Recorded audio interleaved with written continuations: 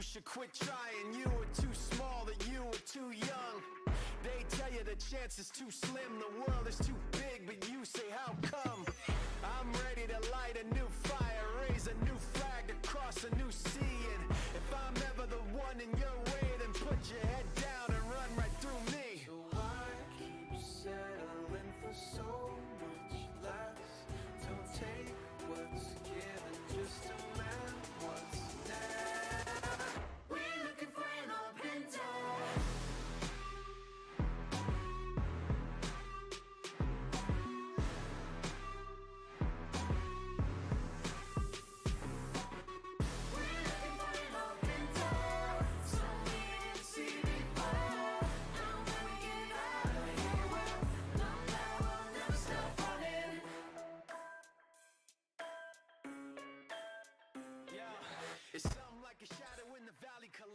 Okay, we eventually got here. The game's officially over. It took a little bit, didn't it? How are we doing tonight?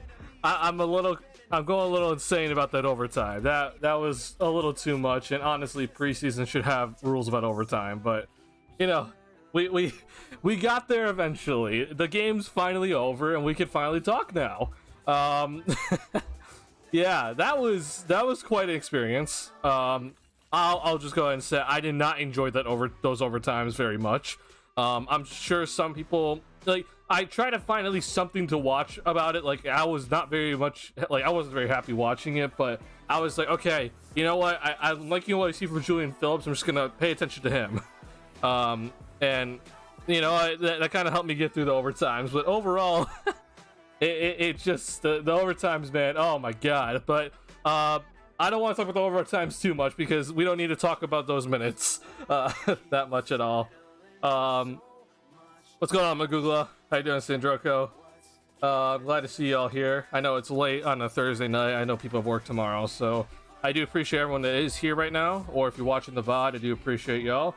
I know we got a lot of new subscribers, so if you are here or watching this currently, I do appreciate everyone that's subscribing. We are getting closer and closer to that 1,000 subscriber mark, so I'm very, very happy and thankful for you guys supporting me.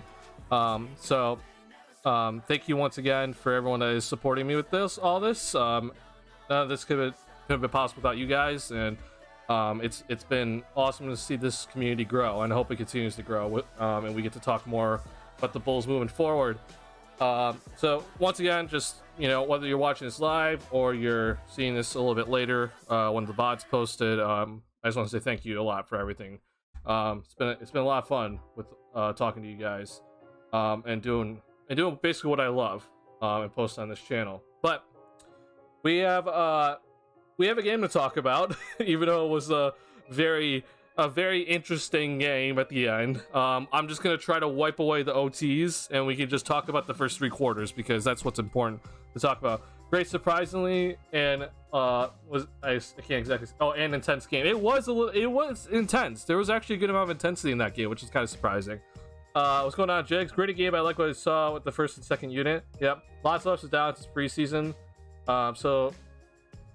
Sorry, I need to pop out this chat more often. Sorry, hold on. It's preseason, so I suppose it's okay. Yeah, so if there's times to have these ups and downs, you're 100% right, Noel. It is preseason, but there are some downs that we're gonna talk about today that I'm a little bit concerned about. I just want to point out to you guys. But I do want to talk about the positives first because I have a lot of positives that I do want to go over. But there are unfortunately some negatives that I do need to address. I'm just gonna go ahead and say that I know that the results look better this game. I know the Bulls scored more points in 4 quarters this game compared to the Bucks, but I actually thought the process was worse in this game compared to the Milwaukee Bucks game. I think that yes, the numbers look better in a sense of just a score, but I have to just keep in mind that, like, this Nuggets team is also not a team that really shoots a lot of threes, and they weren't exactly like attacking the paint with their main unit. Like, they were turning the ball over, they were getting out rebounded, so it's like, it's a little bit concerning. That's all I'm just gonna say. And I'm gonna show you why. So the first half here, okay, These are just first half stuff from the Denver Nuggets here that we're looking at right now. So the Nuggets shot 65%, the Bulls shot 47%. Okay, the score at halftime was tied, right? It was 56-56. That's concerning, just in the sense that, like, obviously the Bulls defense wasn't very good, but all I could think about is that if this Nuggets team actually was like a team that went out and put up a bunch of threes and was a little bit more efficient with their shot selection and wasn't turning the ball over as much, all I could think about is that this Bulls team would be down by 10 points. And it's mostly just because of the second quarter. But let's not get into that just yet. Let's talk about the first quarter, because I think there's some positives that we can take away from the first quarter, that we can kind of, you know, go from positive to negative here, because I don't want to just be the downer, but I do think that there's some things to point out, unfortunately. All right, first things first, Zach LaVine, fantastic. I'm very happy with what I'm seeing from Zach in the preseason so far in both games. Obviously the biggest thing is he looks healthy, right? I think that's kind of like, you know, how does he look in terms of his health, and physically he looks fantastic. I also know that he's not going 100% in preseason, and I also know the opposing team's not going 100%. So I don't think he's going to get as many easy layups from here on out, but I think Zach has looked fantastic in this preseason, in terms of just his ability to finish at the rim, his ability to attack the basket.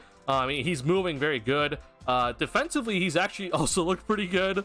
I know he had a couple of errors today in terms of off-ball stuff, but like, I mean, there were some moments he was actually jumping to the passing lanes and doing a really good job of getting through screens. So I was actually like really impressed to see at both ends of the floor for Zach, which is good.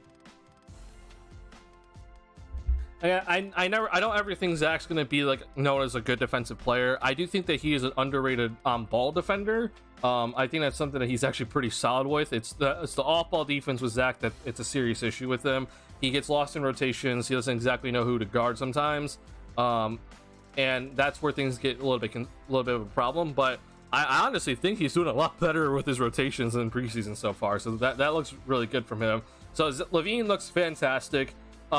Big shout out to DeMar DeRozan, because I can clearly see with DeRozan that he is very clearly trying to take the three. I know that this is not his comfort zone, right? I know that DeRozan is not very comfortable always shooting these 3-point shots, but when he has the catch and shoot three open, he's taking it, and I truly do appreciate it. You're seeing, honestly, it's kind of crazy to see it, but like the two guys at the very top, they're kind of leading the way in like how I kind of want this Bulls team to play. I know DeRozan still takes his mid-range shots, but like, if DeRozan can take threes, then I don't want to hear from any other player on this team like, oh, I shouldn't shoot that shot, right? Because literally every other player that is going to be playing is arguably a better 3-point shooter than DeMar DeRozan, at least, you know, considering their volume and percentage, right? Because DeRozan doesn't take a lot, and DeRozan shoots like not very great overall, right? I think the music's a little too loud because it's also kind of getting to me. And he's willing to shoot the three, right? But when I look at Patrick Williams tonight, for example, I'm just like, hey, why did you take only 1 3? And we're gonna talk about that in a little bit here. I thought Torrey Craig looked also really solid. I was happy to see Kobe White have some really good moments too. We're gonna talk about him a little bit later, unfortunately. And I think the first quarter, the biggest thing in my book was like, okay, the Bulls in the first quarter, they only shot 8 threes, which in my opinion, like that's like the bare minimum of the amount of threes you need to take in a quarter. Okay, I think the goal should be you need to shoot 10 threes in a quarter. Anything over that is better in my opinion, but I think the goal should at least be to take 10, and then at bare minimum you need to take 8. And if you're going to be taking less threes, or in this case, like only 8 threes, right, then you need to be attacking the paint. Like the entire time that quarter, the Bulls were attacking the paint. They had 14 points in the paint that quarter, which is fantastic. So if you're not going to shoot the three, then you have to attack the paint. I don't think this Bulls team is unfortunately set up to be a points in the paint team. That's the reason why I've been stressing the 3-point shot, because I feel like these guys can shoot the three a lot better than attack the paint. But in this quarter, it just seemed like the Bulls were just full on attack mode. A lot of it was Zach LaVine, so it makes a lot of sense, right? So that was the first quarter, and so I'm not going to complain too hard about it. Again, they only took 8 threes in that first quarter. Again, that's the bare minimum. I would like to see 10 per quarter, but if you're not going to get up those 10 threes, then you got to attack the paint, right? And the Bulls did just that. So that was good overall. Again, if you're gonna not shoot threes, then it has to be shots in the paint. The second quarter, unfortunately, is the quarter that I was a little bit concerned with, because the Bulls only took 6 threes this quarter. I think the pace overall slowed down from both teams, as the Nuggets also kind of struggled to score in a general sense, but they only took 17 shots. Yeah, the Nuggets actually scored pretty well. They just didn't take as many shots. They just played slow. The Bulls got some points in the paint as well, but I think it was only 10, if I'm counting this correctly. Or honestly, if I'm looking, I think just off of my memory, it was only 8, because I think one of these might be like a fast break opportunity. But the part that's concerning to me is we saw too much of what I just can't stand it. Like, this to me doesn't make any sense when you've been either attacking the paint well this game, or you have an emphasis to shoot threes. Okay, there was a post up this quarter that was a little bit too concerning for me to see, and we're going to talk about that also a little bit here and once we get into the film. But this quarter to me was not good at all. Like basically from top to bottom of the second quarter for me, for the Bulls, was not very good. I know it doesn't really look like that in the box score, but I mean, 23 points against a Denver Nuggets team that is not going 100% and is also not at full health, that just isn't going to cut it for me. And the Bulls, obviously, they're playing like their usual lineup. So the whole point of like having a better offense, right, is to like, you have to be more consistent with it. And if the Bulls are going to score 33 points one quarter, then drop down to 23, it's just not going to cut it, right? It's as if like you just had like 2 quarters of scoring 23 points, or 25 points back to back, right? So you have to be consistent with your offense, and this is not going to cut it to me. I said in the Milwaukee game that in the second quarter there was a stretch for the Bulls that I thought it was like a good 5 possessions in a row where they shot the mid-range shot. This entire quarter to me was not very good in a general sense. There were some good plays by the Bulls in that second quarter that I was like, hey, that looks pretty solid, but I thought the pace was too slow, that you didn't shoot enough threes when I thought there were more opportunities to shoot it, and too many mid-range. And now we also saw some post-ups, which made no sense to me. So we talked about this a lot in my YouTube channel comments, and we've talked about this in post-game shows already. It's about consistency, and like, you guys have nailed it on the head. Like, you guys talk about it all the time. Like, it's not just me saying it, you guys are bringing it up, right?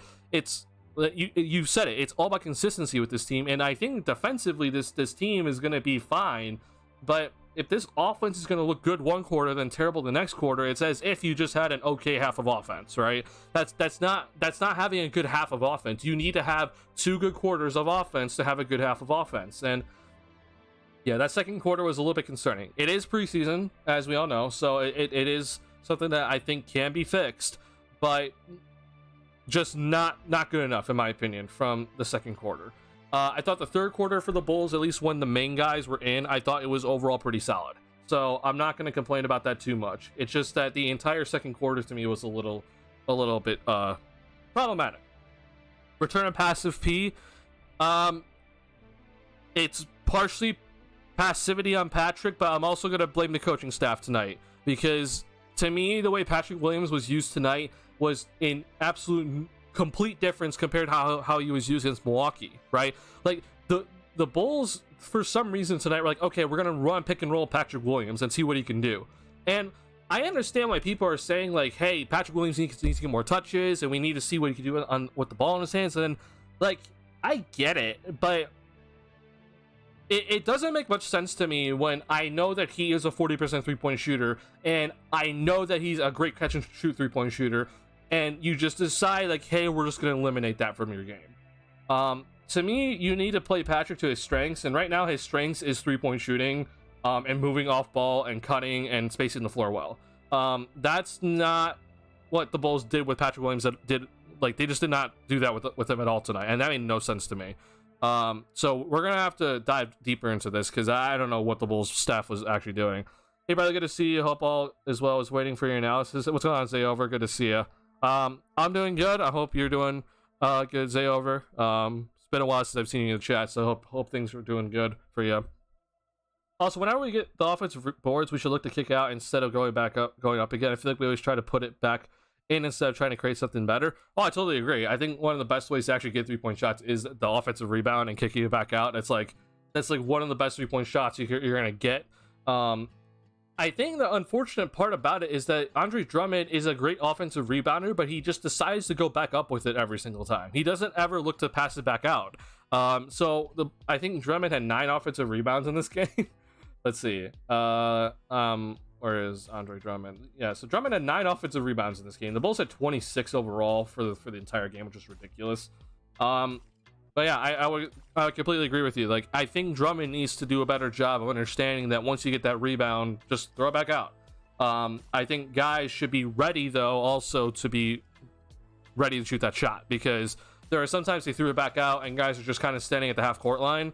But there was also a couple moments where I thought Drummond could just throw it back out for a wide open 3-point shot. And he decided to go back up with it and miss it. Yeah, Drummond is very funny to watch because he shot 3 for 12 today. A lot of those misses came off his initial first shot that he missed and tried to tip it back up and in every single time. But this dude's a great offense, just a great rebounder in general. It doesn't matter which side of the floor. I think he moves very good for a big man. I also think that his passing is not too bad when he's just kind of at the top of the key and has the ball in his hands and not really dribbling.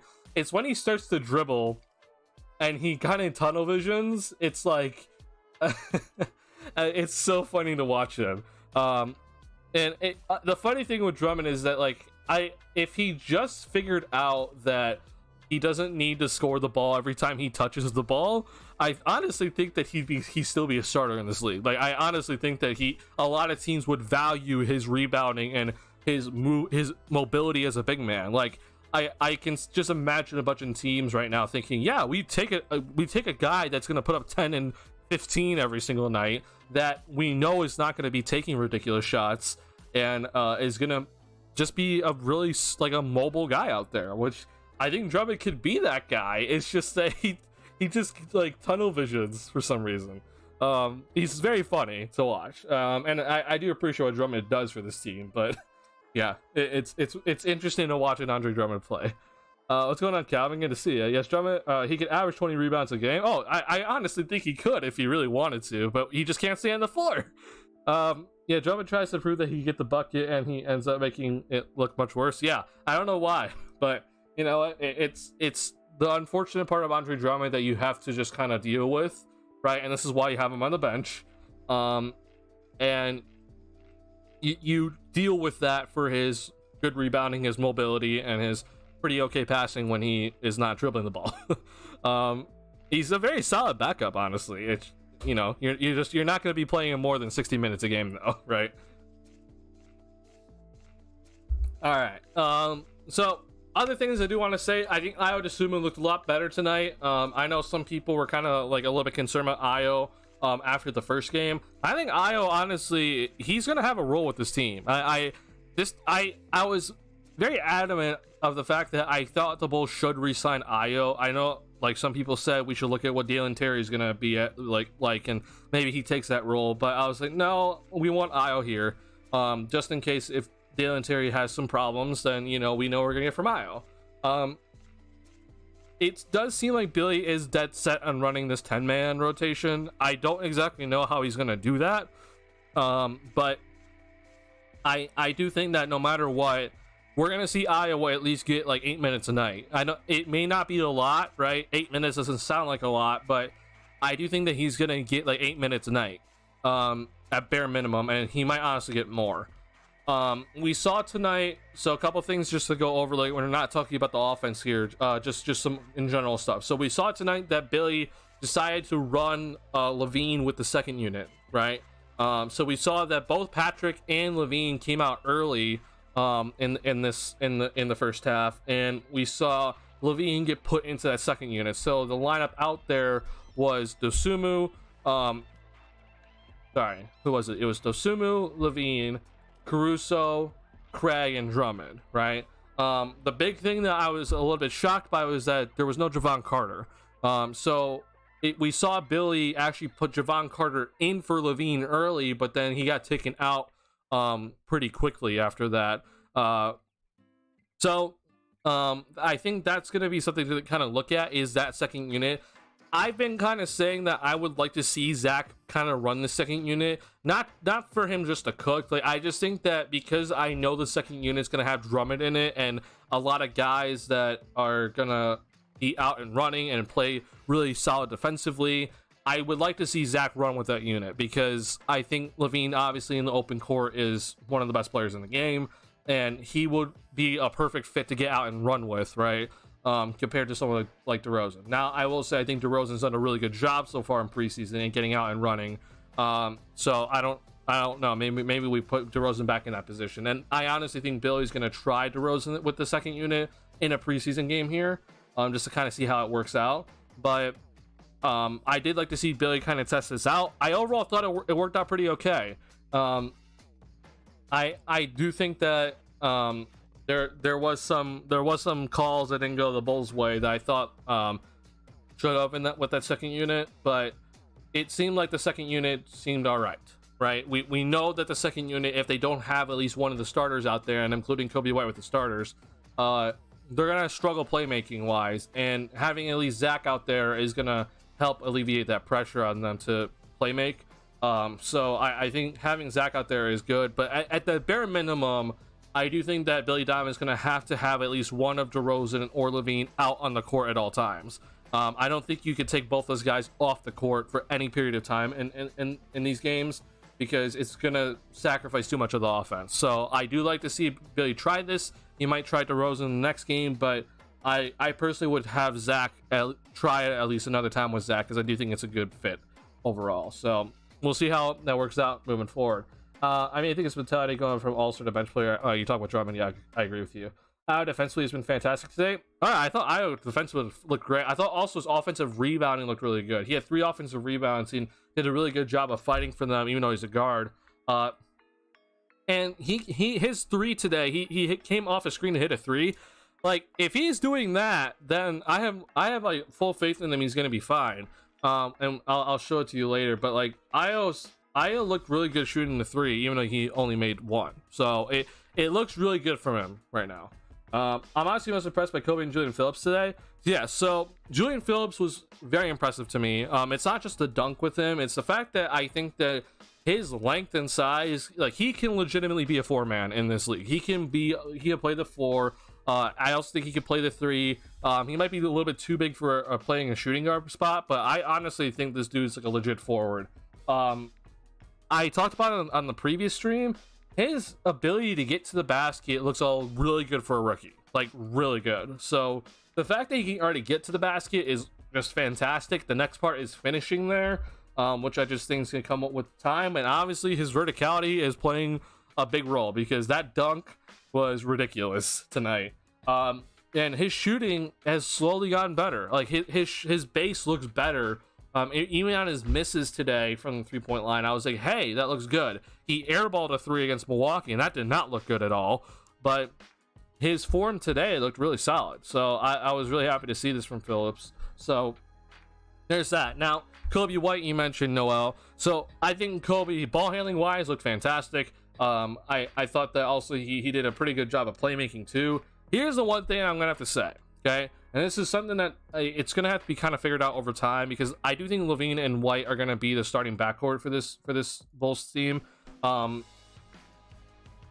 What's going to have to happen between those two guys is they're going to have to find the balance between who's going to be the attacker and who's going to be the shooter, right? Because we kind of saw in the first game in Milwaukee that Kobe White was like attacking the basket hard and like, you know, trying to collapse the defense, and he was kicking it out, and Zach took a lot of a good amount of 3-point shots. Like 3 of his 7 shots were from 3, right? In this game, Zach kind of got out on the attack, you know, pretty early, right? So Zach, you know, was going out and just going hard to the rim every single time, which he obviously did a great job with, right?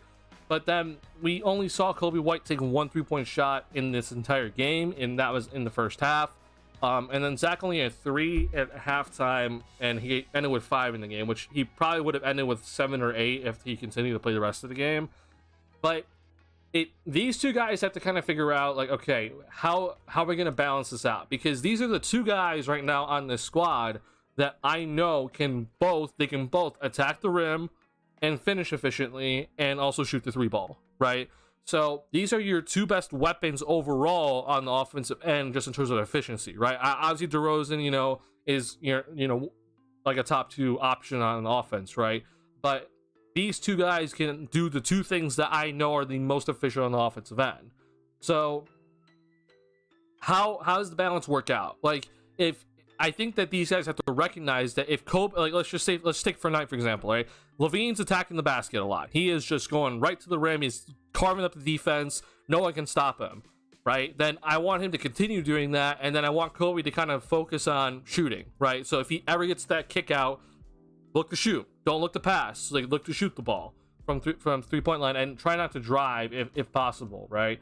But if it's vice versa, then same thing, right? If, like, against Milwaukee, we saw Kobe was attacking the basket constantly, and Zach was kind of spotting up. So it just has to be like a really good balance between these two guys, because a good portion of the 3-point shots, in my opinion, has to come from these two guys. So if one guy is kind of focused on attacking, then the other guy's got to make up for the 3-point shots. And I won't be upset if, like, one of them takes 12 in a game, because that's gonna help if the other guy's attacking the basket, right? So it just something that they have to keep in mind moving forward. So overall today, I think Kobe's ball handling looks still very solid. I thought his playmaking in the pick and roll looked pretty good too. But his overall, I do think that he could have shot a little bit more from the 3-point line. But that's just, me nitpicking. What do you think of Jackson's future with the Bulls, man? He's probably a better prospect for development over others. I'm thinking you're talking about Quentin Jackson specifically. Is to say my name. So I unfortunately think that he won't be with this squad, or at least the Bulls moving forward. I do think that he has a good chance going down to the G League. But in terms of sorry, I'm actually trying to remember everything now. So let's look at this. So let's go to the spot track and just look at everything. So your two ways are Bidham, Lewis, and Sinago, right? Quentin Jackson is on an Exhibit 10 deal, so that means training camp deal. I don't think he's gonna unfortunately take away Terry Taylor's spot or Carlik Jones's spot on the roster. But I can definitely see him just going down to the G League and seeing, and we'll pay attention. In my opinion, I'll just say this: I think Bidham is, or sorry, I'm gonna say his name wrong every single time. It's Bateem. I think Bateem and Sonogo are the two guys that I'm like 100% certain that they're gonna keep their two-way spots. These are two guys that I have been impressed with overall when I have watched these two guys when they've played either in summer league or in training camp. That I think that they're gonna keep their two-way contracts. Justin Lewis is the guy that I'm like very much up in the air on. So like if Quentin Jackson like in quote unquote like outplays Justin Lewis, I could see the Bulls getting rid of Justin Lewis's two-way and then giving it to Quentin Jackson for sure. But I don't think Quentin Jackson's going to be on the main squad moving forward with this team, because I do think Carlik Jones and Terry Taylor are both going to get it. We saw actually tonight that Billy Donovan ran Terry Taylor out there with the second unit instead of Drummond, right? And I don't think Terry Taylor is like a perfect fit in this sense for the second unit, but because he is like a mobile big man that is on the smaller side and you can switch everything with, right? I do think the Bulls kind of value him, so I think that he's like more of a certain to stay over Carlik Jones at this point. But I don't think they're gonna get rid of Carlik Jones either, because as much as Carlik Jones has like kind of struggled so far in preseason, like I'm not gonna ignore the fact that he was the MVP in the G League. And I know that a lot of people don't really take that into account, but like when I look at with Carlik Jones, like if for some reason, right, because we are always down a player because Lonzo Ball is in, or not anymore actually, but let's just say for example like Kobe White gets injured, right? I could see like Carly Jones kind of helping fill in the rotation later on. So that's the reason why I would keep Carly Jones personally. Quentin Jackson, he has impressed me for sure, but I don't know where he's going to fit with this roster, unfortunately. So we'll see. They have some decisions to make, honestly. I don't think Julian Phillips needs a full G League season. A few runs would be enough to get him promoted to the NBA, in my opinion. I agree with you, actually. I do think that, you know, going down to the G League is going to actually help him still, like, even though I do think that he looks pretty good already. Because I do want to see him a little bit more with the ball in his hands and see how he moves with like a lot more minutes to play. But like right now, he just reminds me a lot of right now. And this isn't exactly the best comp because this player isn't exactly like athletic like him. But when I think of like the body type of Julian Phillips, like I just look at Dorian Finney-Smith and he just reminds me a lot of it. And Dorian Finney-Smith obviously is like a pretty much like a bona fide power forward at this point. He's a really solid defender. His 3-point shot, you know, it can go up and down, but it's been pretty good recently. But in terms of the athleticism, right? Like Julian Phillips has him beat. So yeah, I mean, I do think that Julian Phillips right now is more ready for the NBA than Dalen Terry is actually, and I do think that that's kind of crazy to say, but what I've seen from Julian Phillips in terms of his ability to finish at the rim, his ability to guard 1 through 4, and even the crazy thing is too is like he was able to guard 5s out there and for like a little bit of time when he was in these 2 games, like he could guard the 5, and it's not like a very good player at the 5, but he's boxing out centers. He's making sure that like when he rotates, that he's tagging the center. Like it's really solid stuff from him. And I'm like, man, this dude is like a legit 4. Like he can legitimately be like a power forward right now if necessary. I do think that if he was thrown into that position, he'd have some rookie mistakes, obviously, but he understands the rotations very well, and his ability to play vertical is impressing the absolute heck out of me. So yeah, he looks really good right now. I'm happy to have him, right? And I'm happy the Bulls got him, at least for now, right? I do think going to the G League is going to help him, but I won't be shocked if he doesn't stay there down there that long, because he's not like, if he just kind of refines parts of his game down there, like he doesn't need to go down there for much longer, because we're not trying to develop him into a ball handler or anything, right? I think he's a better Derrick Jones Jr. Yeah, I mean that's also a pretty decent comp. The only thing I'll say about that though is that like Derrick Jones Jr. was significantly shorter than him, right?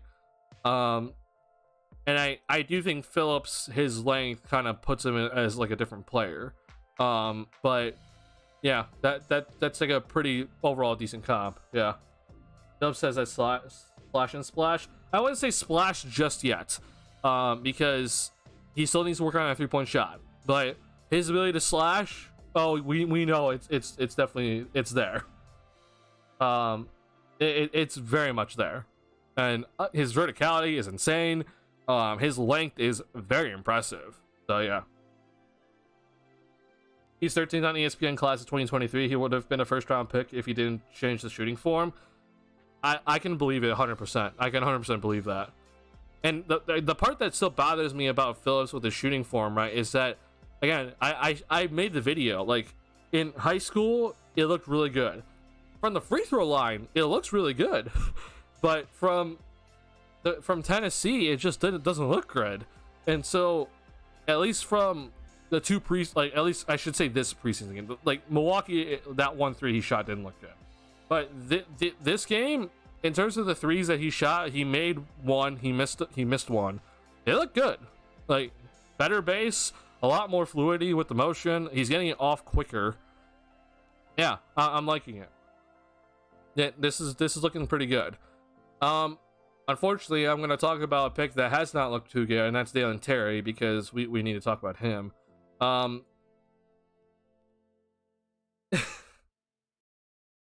Dalen Terry is concerning me. So, for you guys that are new here, okay? I went to summer league, so I got to see Dalen Terry play up and close in person, and in summer league they initially put him on ball. Like, he was the point guard in like the first like 6 or so minutes of the game for the Bulls. Okay, he was struggling, and I was like very quickly to notice, like, okay, I don't like him at point guard. And I know that we've had people in this chat say like, hey, he's a point guard, like try him at point guard, and I've always been more hesitant about it. I've always said he's more of a wing, and then, you know, the summer league kind of confirmed it for me. It's like, no, he's a wing. Okay, so they moved over to the wing, and Javon Freeman Liberty took over at point, and it looked a lot better. Terry's 3-point shooting still is like, it's still all over the place. I don't know what it is with, I don't know if he's like not confident right now with it. And I do think maybe it is partially confidence, but the other part about it that I'm a little concerned about it is I just don't know if he understands like when it's the right time to shoot and when it's the right time to kind of, you know, reset. And then what's his go-to move if he decides to run the pick and roll? Like, does he have a move to actually get to the basket, or is he just kind of depending on his ability to drive through a guy, right? For a guy that is supposed to be like a, in a sense, like a jack of all trades dude, a guy that's supposed to handle the ball, but be on the perimeter, you know, and kind of, you know, sort of run plays through him, it's not looking great, right? And defensively with Terry, it looks pretty good. So still, it's just that the offensive end has looked really bad. And I said it earlier in the stream. I think Julian Phillips is more ready for the NBA right now than Dalen Terry is, and that's concerning. So it's important right now that with Dalen Terry, because of how his development has gone through, you know, obviously a year, right? He has to at some point figure out something, right? Something that I'm like, hey, I know Dalen Terry can do that, right? Form some sort of identity besides, you know, just being a prospect, good defensive player. I understand that his passing is very good, but the problem with his passing is it's very similar to what I've kind of said about some other guys, that he can pass the ball, but he does not have any sort of ability to really play make because he doesn't bend the defense, right? His vision's solid, but if you can't handle the ball in traffic when you run that pick and roll, there's no reason for you to have the ball and try to play make. Your vision is just really good in the open court, right? So I don't know if Dalen just needs to, like, you know, fix his ball handling, or maybe it's his footwork, or he needs to kind of at least get like a mid-range jump shot or something. But right now it's not looking good for him, because I see a second round pick that's younger than him looking better overall right now.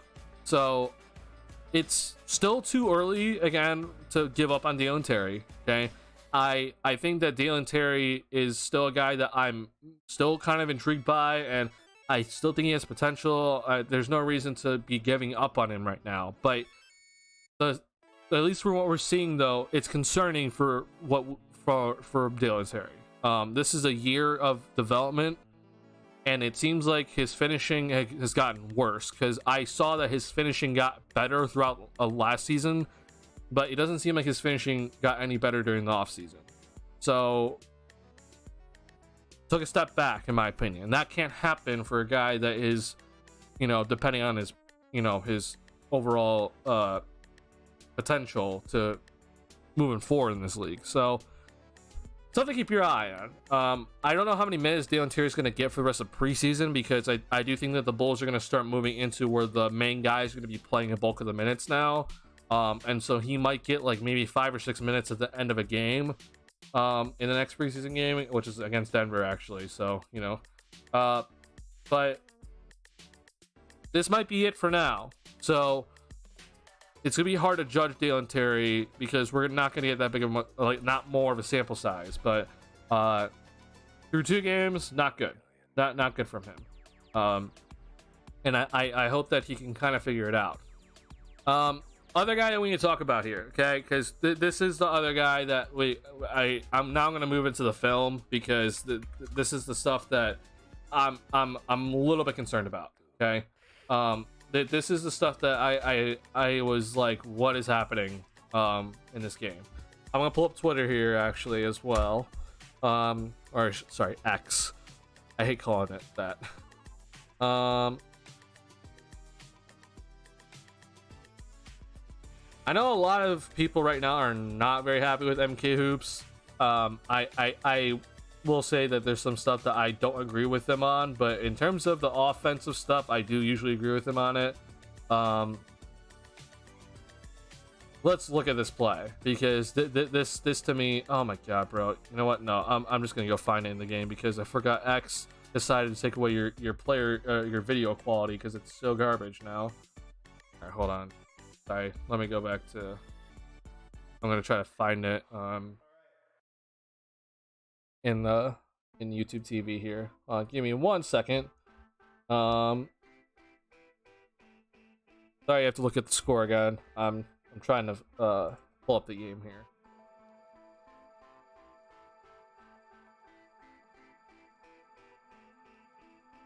You're hearing noise. I do apologize when you hear the game noise here. Action according. Sorry about that. We're on. All right. Let's see where we're at here. Gonna take a second here. All right, thank you for your patience. Let's see. Okay, so that's the Zach LaVine little hezzy play, which was really solid. Okay. And I don't know if my computer is slow or YouTube TV is slow tonight. It usually doesn't take this long. So hold on.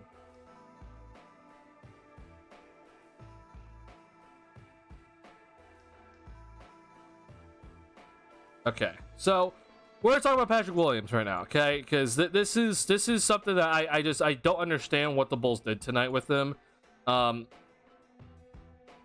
I don't want to like just like throw shade at him specifically, because I honestly think that this is more of like a coaching issue, but I mean this is up for interpretation from you guys too, okay? But to me, okay. Let's watch this play here, because I don't understand this. Okay, pick and roll top of the key. Okay, so you have Zach and you have DeMar DeRozan out here on the court. Okay, you decide that these are your two shooters. Okay, your two shooters are gonna be your two best offensive players. Okay, and then you run your other not great offensive player in Ayo Dosunmu. No offense to him, but you run him off this chin cut action with Vucevic setting the screen, but then you're like, okay, Patrick Williams, go to work. This doesn't make much sense to me, because it's legit to me. It's backwards. Okay, it should honestly be like, at least in my opinion. Okay, if I have LaVine and DeRozan, okay, there is no reason for this man to be, you know, at least in the same lineups, right? Like we're talking about like this specific lineup where he's on the floor with both these guys. There's no reason for Patrick Williams to be running a pick and roll at the top of the key and looking to find a shot here. Okay, instead it should be one of these two guys in either LaVine or DeRozan running the pick and roll, and Patrick Williams needs to be in the corner. Like, sorry, I understand a lot of Bulls fans want to see him have possessions and run the offense, but this dude's 3-point percentage is 40% plus. Okay, this dude's 3-point percentage is 31%, and this dude's 3-point percentage is, let's just say, 38%. Okay, but I also know that this guy here and this guy here are just better in the pick and roll compared to this guy here. Like, I just don't understand this at all. And we just decide, hey, we're gonna run this pick and roll, and Patrick Williams decides in this pick and roll that he is going to go ahead and shoot a mid-range shot.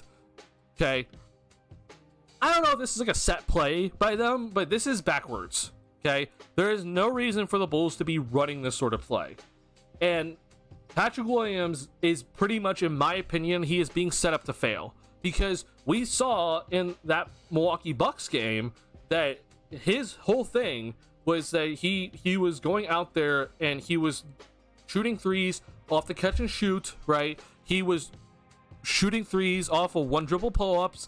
He was getting baskets off of either in transition or just moving, right? 11, It was just his Jamar overall DeRozan. player movement that got him 44. more baskets in that game, right? Why are we taking away this part from him? His best overall quality that we know on the offensive end, okay? It doesn't make any sense whatsoever to be doing this sort of thing with Patrick Williams right now. I understand that people want him to take a step on the offensive end, but in my opinion, his way to up his offensive game is not through running plays for him, right? Or running plays through him. It's him taking the three-point shot when it's open. It's him raising his field goal attempts per game from 10 to 12 or 13, and that involves him shooting more threes.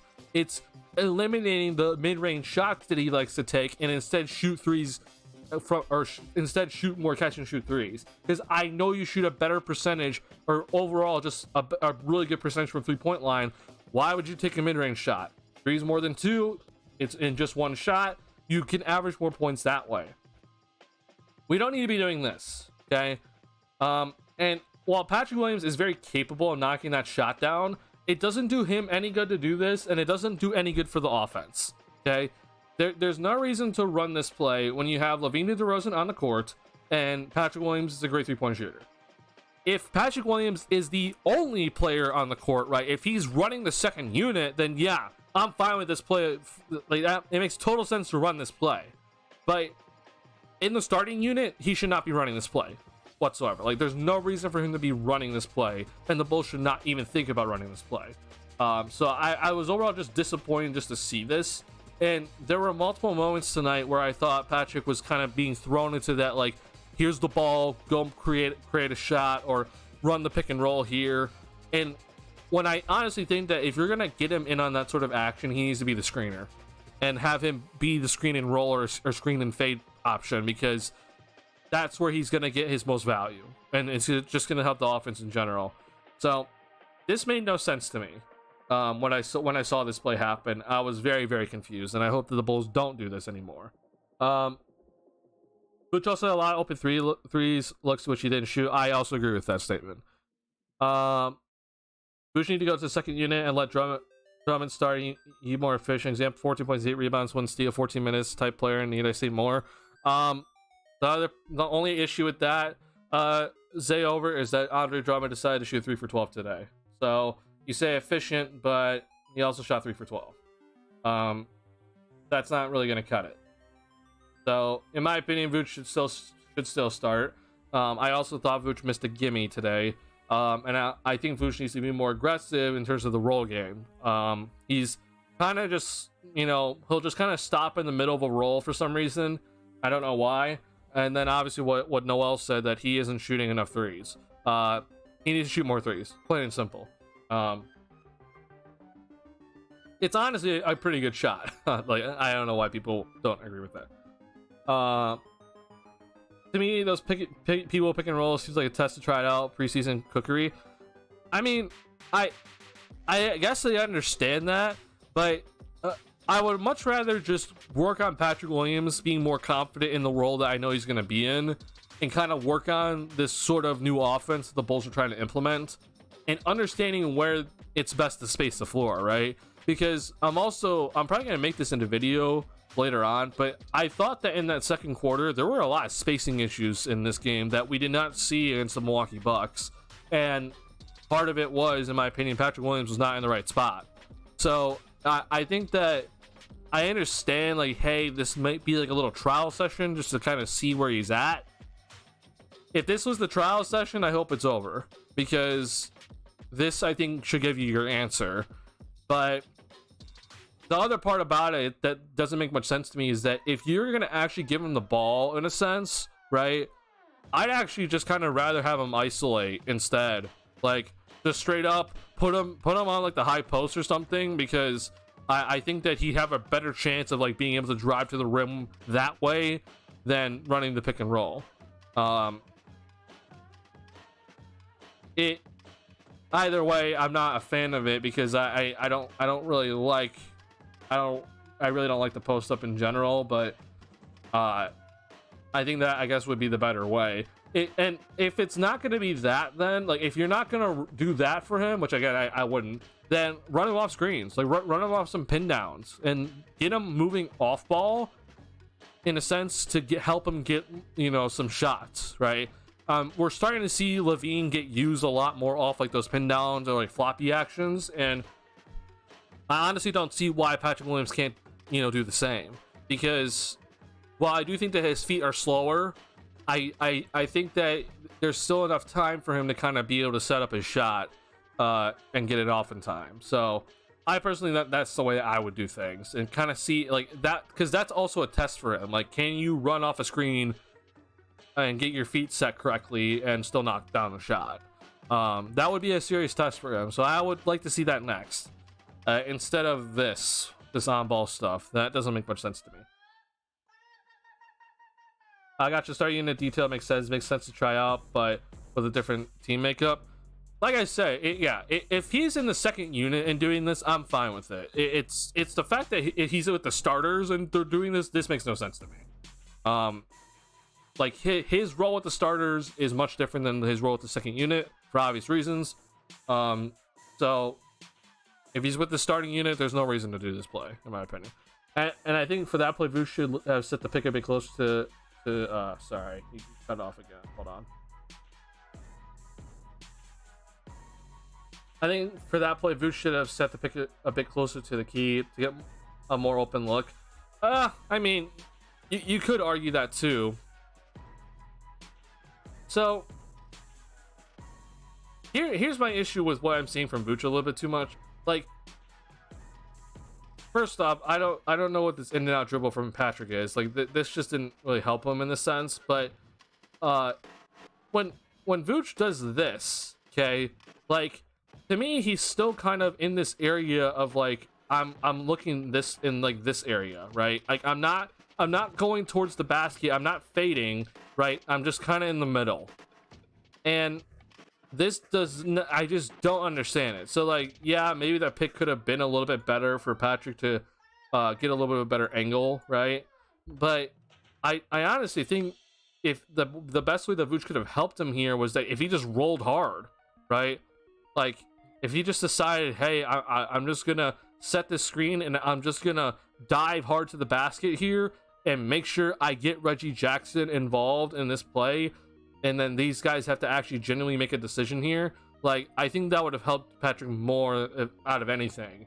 But even then, so I'm still just confused on why we're doing this, because why is this guy handling the ball and not standing in the corner when these two guys could be reversed and you have the better 3-point shooter in the corner, right? So yeah, it's overall just a little bit odd just out of everything. But yeah, I guess I could also see your point with the set a little bit closer to the key, help Patrick get a better angle, go downhill better, and screen his man a little bit easier. But yeah, I don't know, just odd things. Let's see here. Oh, sorry, hold on. I need to go to, but no, not this game. Okay, so there was a play that I wanted to show you guys that I really liked, and it was this one. We're gonna go back to the beginning of the game. So it is a post-up possession, so congratulations to all you post-up fans that you're gonna get a play that I like that was a post-up, but something that you probably would never hear me say.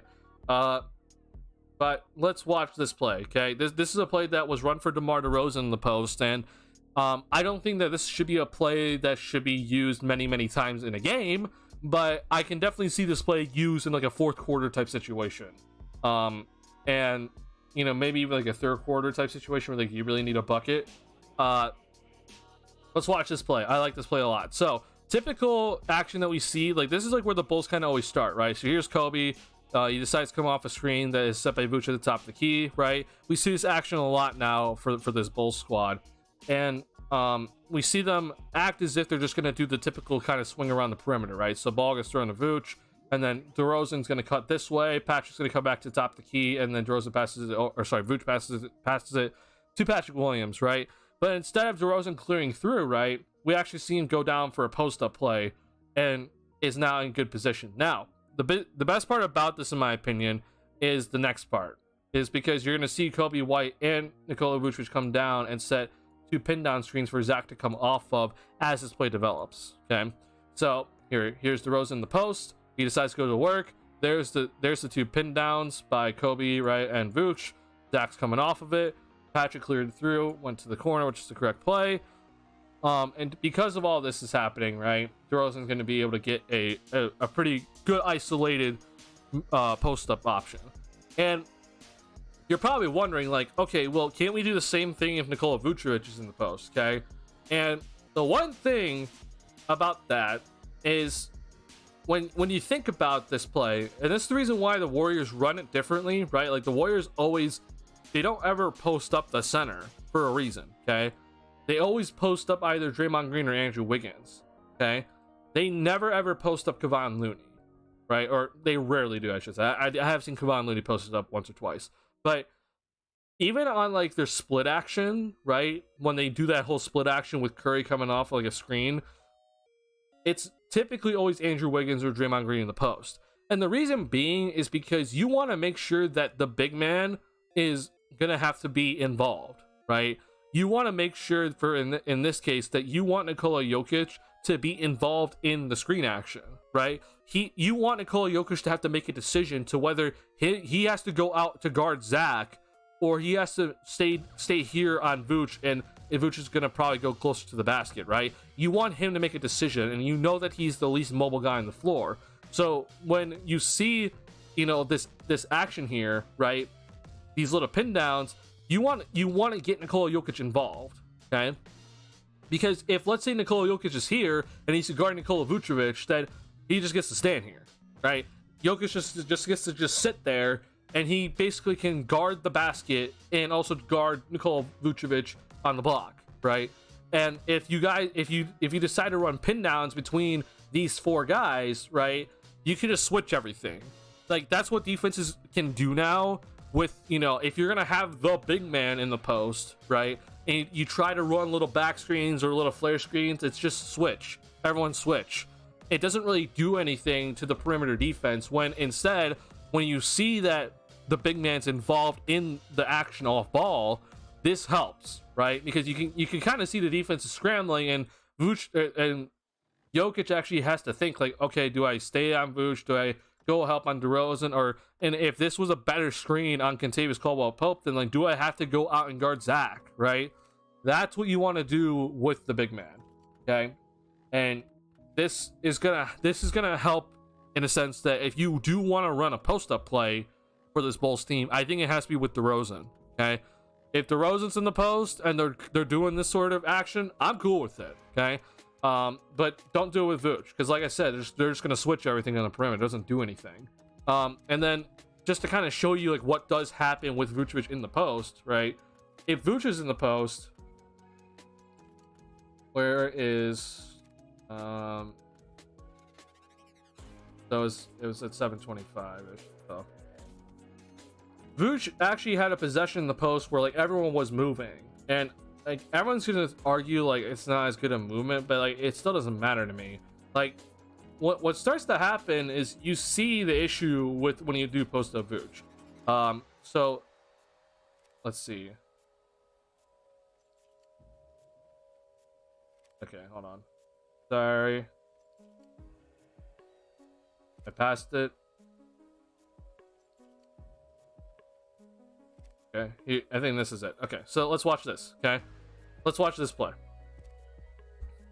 because this is when Vooch is getting, like, pretty much a direct post up. Okay, so similar action that we usually see, right? And we see this. Okay, now the biggest issue right now with this Bulls team, right, is if you're thinking, like, well, don't you want Zach to be, like, kind of running off a screen instead of having to entry the ball into the post? The problem is that if you let DeMar DeRozan enter the ball into the post, or try to enter, they're just going to back up DeMar, because he's not going to shoot the 3 ball. So you have to actually use, like, Zach to, like, enter the ball into the post, because he's the guy that the defense is going to respect the most, so you can actually get an entry pass in there. So then you actually see, look, they're starting to move, right? You see Patrick Williams kind of come down. You see DeRozan going up here. I don't know if this is supposed to be a screen set, but just watch. Like, nothing really happens because you can just tell that the defense, like, oh, we can switch this, and if they don't decide to screen us, we'll just stay on with these guys, right? It doesn't really do anything. And you know, I understand like the next idea would be like, okay, do this sort of thing, but like I said, this is just an easy switch, so it just doesn't really lead to anything when Vooch is in the post. And then he does this move, and to me, he got lucky on this foul call, because I don't think this was really a foul. And if it wasn't actually a foul and they just moved on, I'm just thinking to myself, what are we doing? Like, there's no reason to run this. I pointed out, like, in that Milwaukee game and in that first quarter, they did not run a single post-up play. We saw this play, and then we saw another play in the second quarter that was a post-up for Vooch on an offensive rebound opportunity, which I thought could be what could have shot a 3 on. It ended up in a mid-range fadeaway. I'm just thinking, like, again, why do we do that? There's no reason to run that play when we have better options, right? And so far, at least through all the Vucevic post-ups, it has not led to a 3-point shot like people have been telling me it would. So I would hope that people can start to see, like, this isn't the optimal offensive decision. What I would like to see more of with Vooch right now is that he needs to seriously, when he sets a screen, he needs to roll hard. I know a lot of it, like, involves, like, you know, at the top of the key with him right now, because, like, let's just watch at the start of this play, right? Like, you see, like, a lot of this, like, little handoff plays, and then he throws the ball to Zach, and then he can come over, set a screen for Zach, right? Like, I understand that he has to kind of be, like, this little, like, kind of in the, like, center of the offense, kind of like handoff guy, but it's like next time there's moments when, like, I can definitely tell, like, he needs to roll to the basket right now, and he just doesn't do it.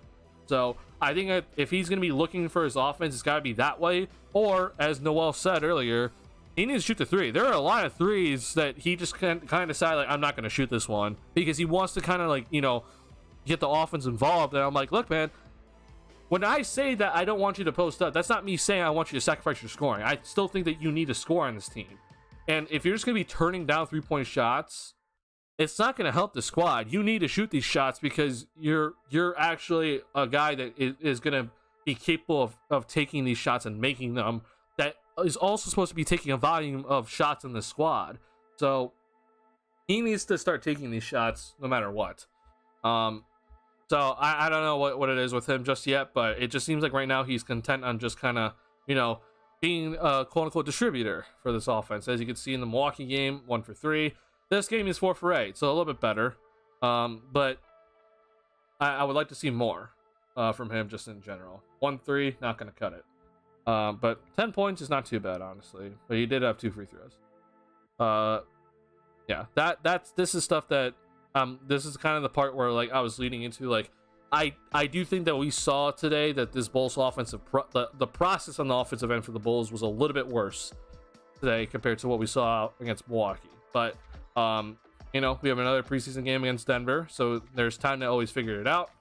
And we have 3 more preseason games to go, so there's plenty of time for this team to kind of figure out their problems on the offensive end. Hopefully they do figure it out. My thing is glitched. There you go. Let's see here. Other thing I want to talk about. So this is the part that, like, when we talk about the volume of 3-point shots, right? So if I'm remembering correctly, the Bulls had 23 three-pointers taken at the end of the third quarter. Okay, so we're talking about when the main guys, like, were kind of pretty much done, right? And this includes, like, the starters and the bench. We had 23 three-pointers taken. Okay, to me that's not really enough, and part of the reason why that it wasn't enough in my eyes is because that second quarter they only took 6, right? And the first quarter they took 8, the third quarter they took 9, the second quarter they took 6. So that's just is not, like, 6 3-point shots in a quarter is just too low. You gotta, like I said, you gotta take 8 or more per quarter. But if you go off of, like, what I'm saying, like, if you take 8 or more per quarter at bare minimum, you end up with 32 3-pointers attempted. Okay, to me that's still too low, but at least you got past the 30 mark. If you take 9 every single quarter, right, you get 36. If you take 10, you get 40. So, and I'm talking about in total per game. So, ideally, in my opinion, it should be like you should shoot 10 threes per quarter. But I understand that's just not always going to happen in the flow of the game. But this team at the end of the third quarter, while it looked better, right, in terms of just like, oh, hey, we have like a lead at the end of 3. I don't think that they took enough threes in that second quarter. If the Denver Nuggets were actually playing legit, they would not be in the lead. And part of the stuff that needs to start getting looked at, okay, is these role players, when they have the chance, are they shooting the 3-point shot? So, big props today to this man, okay? Oh, I realize I'm still on the white marker. Alex Caruso took 6 threes today. He hit 4 for 6. And Caruso is a guy that I've been really confused with his time here, because in terms of his 3-point shot, not his defense, obviously, but his time here in terms of his 3-point shot has been very weird, because in his season before coming here, he shot 40%. Okay, and I understand he only took 2.4 per game, but like, you know, he shot 40%. Then this year he was pretty solid in terms of getting up enough attempts and 3.1. But then last year he just decided to go back down to 2.3. That makes no sense to me. Okay, I know the minutes played were a little bit lower, but because of his role with this team, he should have been taking more than 2.3 per game. Alex, I still think is going to get around that 24-minute mark, right, in terms of minutes, and I honestly think that he can average 4 threes per game, like genuinely, because teams are so, like, they're so ready just to help off of Alex Caruso that he's going to get open looks. So for him, okay, because I don't think he's ever going to be shooting worse than 33%, honestly, or like 32%, hell, let's just say that. Like, unless he's actually shooting like 30% or lower on a 3-point shot, I want him shooting it every time he's open. And we're seeing, at least right now in the preseason, right, at least in this game, when he was open, he was taking it, no hesitation, right? And he was one of those guys that I put in the catch and think category from last season, right? Like the catch and think guys that the guys that I put in the catch and think category, it was, one was Patrick Williams, one was Ayo Dosunmu, the other was Alex Caruso, and then he's not here anymore, but it was also Derrick Jones Jr., right? These are what the classic catch and think guys that I was constantly going after. I'm like, guys, you can't hesitate. Like, you cannot hesitate to shoot those shots. But they would do the classic when they caught the ball at the 3-point line and they were open, they just did nothing with it. So for Caruso, it's huge for me just to see him take it. He just has to take it. Shoot it. I don't care what the percentage is. Shoot it right now. Because no matter what, that's going to bring the most value to the offensive end from you, right? Because I know you can cut hard, but his value on the offensive end is through the 3-point shot. So take it. I genuinely do not care what your percentage is or how many shots you take. If you're open, take it every single time. From the first game, I was very happy with Patrick Williams, but then this game, I don't know what happened to him. Again, I think the coaching staff kind of ruined him this game, so I'm not going to blame him too much. Like, I'm not going to blame him specifically, but Ayo doing a little bit better. I think there was one instance today where I thought Ayo decided, hey, I'm not going to shoot, I'm going to try to drive it, when he should have probably shot it, but that's just one instance. Other than that, though, he took it when he was open. He shot 1 for 3. That's fine, right? So these are the guys that, if we're going to make sure that we hit that quota, in a sense, of 3-point shots per quarter, these are the guys that have to make sure that they're taking them, right? Because I can't rely on DeRozan to always take them. I know Levine and Kobe can take them, but they can only take so many, right? Obviously Vooch needs to take more, but these are the other guys that I know are capable of taking these shots, and they have to take them, because I know already that Javon Carter is going to take them, right? Javon Carter is willing to take a 3-point shot in transition if he's open, right? And he shot 2 for 3 today, right? All of his shots threes. Torrey Craig, he's been taking them, and he took them with the Phoenix Suns. I know that he's willing to take them. It's those other guys that I'm so kind of scratching my head at that I'm like, hey, y'all got to take them, or else we're going to have issues. Honestly, I don't like Billy. He's all right, but I feel like he's holding back the team. I think this year's gonna be a good test of it, because I do think that offensively he is kind of holding back this team a little bit. Okay. Now here's the thing: I don't think that this team should be a top 10 offense. I got into an argument with some guys on Twitter. So here, you guys tell me if I'm wrong about this, but this guy on Twitter actually said that he thinks that this current Bull squad is supposed to be better offensively than the 2015 Golden State Warriors that won the championship.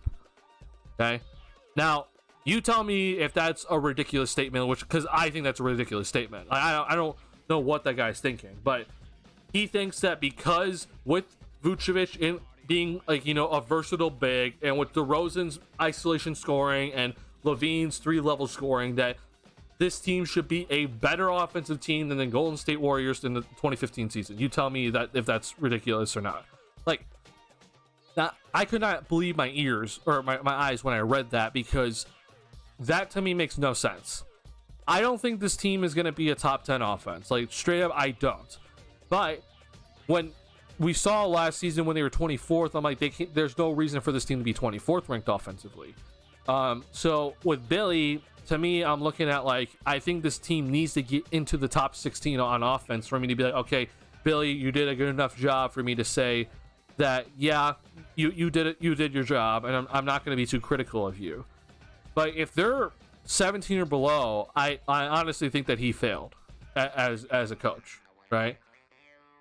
Now, for them to actually, in my opinion, get into the top 10 on offense, it's going to require personnel changes, right? I straight up, unfortunately, if you have Nikola Vucevic and DeMar DeRozan on your team because they're so mid-range and post-reliant, I do not think that you're ever going to have a top 10 offense if they're going to be a number 2 or 3 option on your team. If they're either your number 1, 2, and 3 options, right? You can't have them, both those guys, as your 2 of your main 3 options on a squad. It's just not gonna cut it. I know the Bulls, for example, because this was already brought up from I forget who actually who said it. I think it was Billy that said it. But when you look at in terms of actual points per game, right? So last year the Bulls, they were I guess the offensive rating, sorry. So in terms of points per game, okay, they're 22nd. So remember this number, okay? 113.1. In terms of offensive rating, okay, let's remember this number too again. They were 24th, 112.8, okay? So if you actually look at the previous season, right, the Bulls in terms of offensive rating, I think they actually had a better offensive rating. No, they didn't actually. It was literally worse.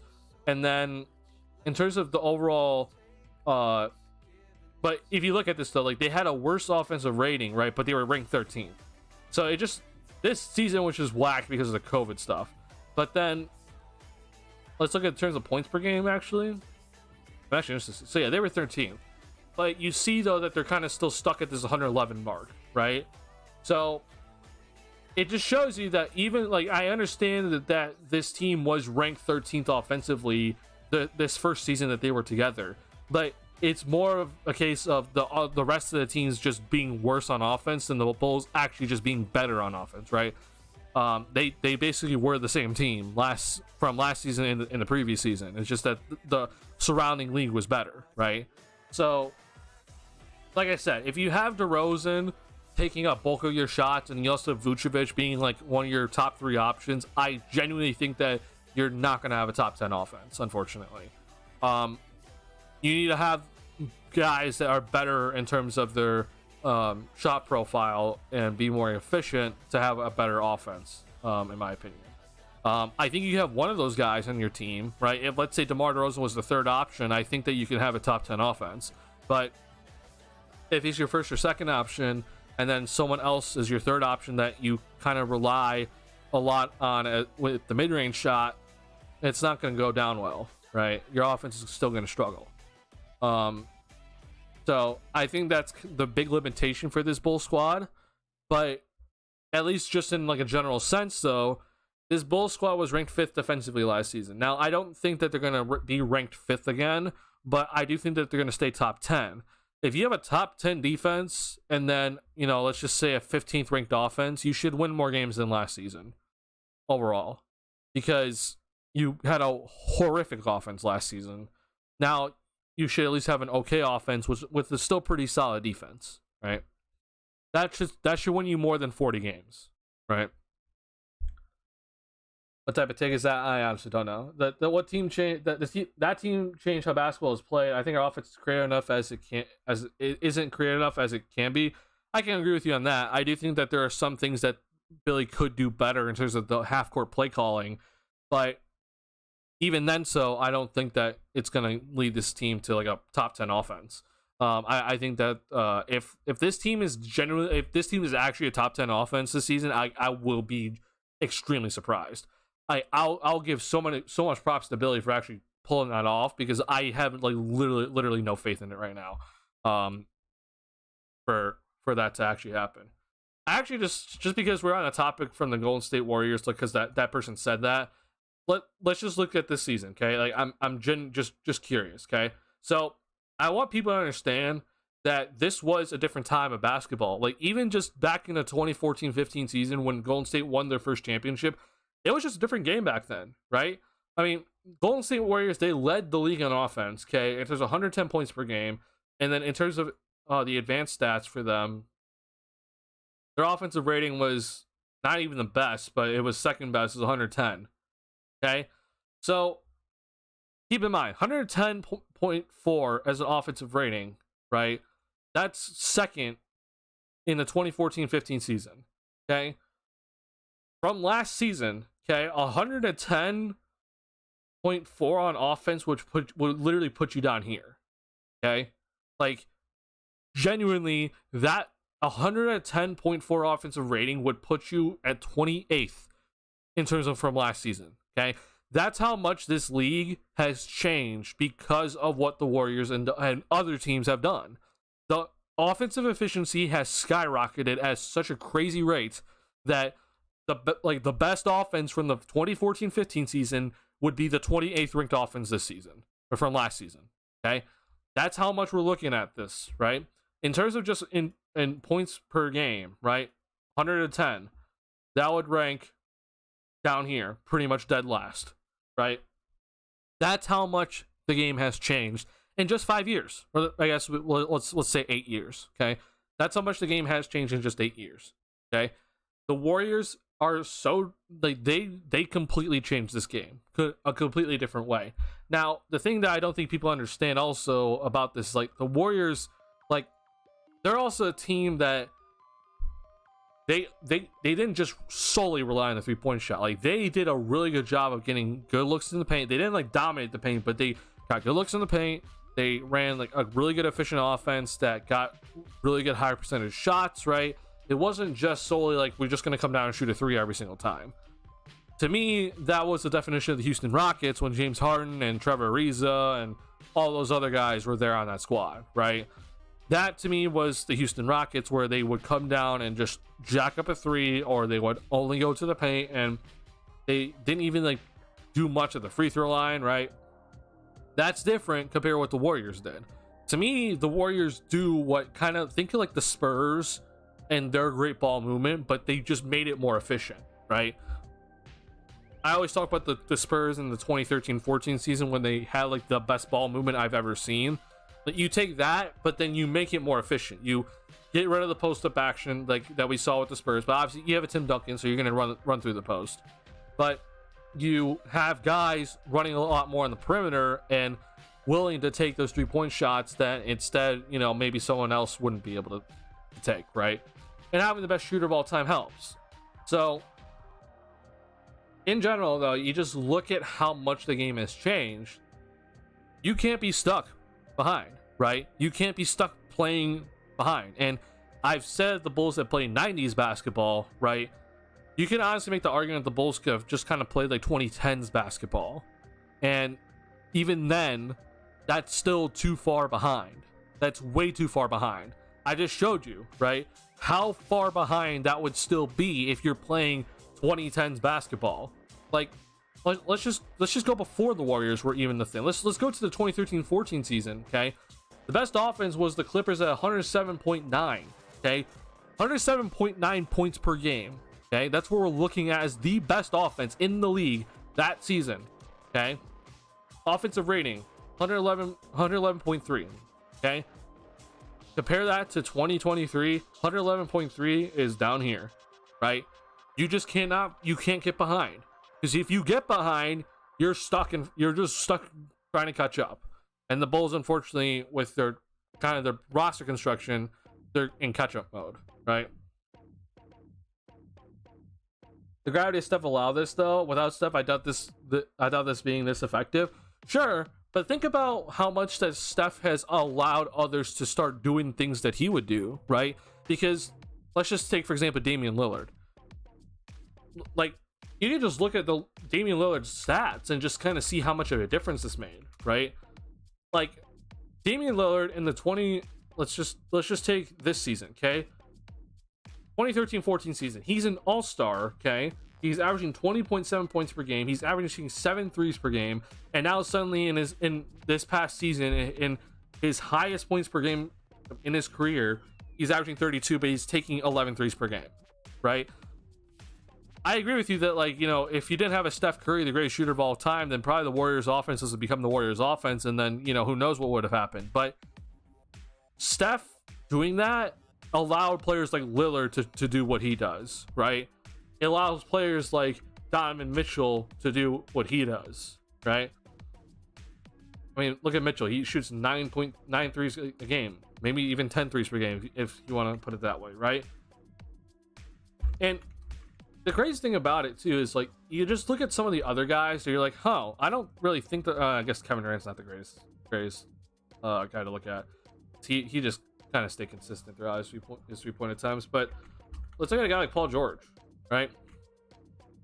How about Paul George?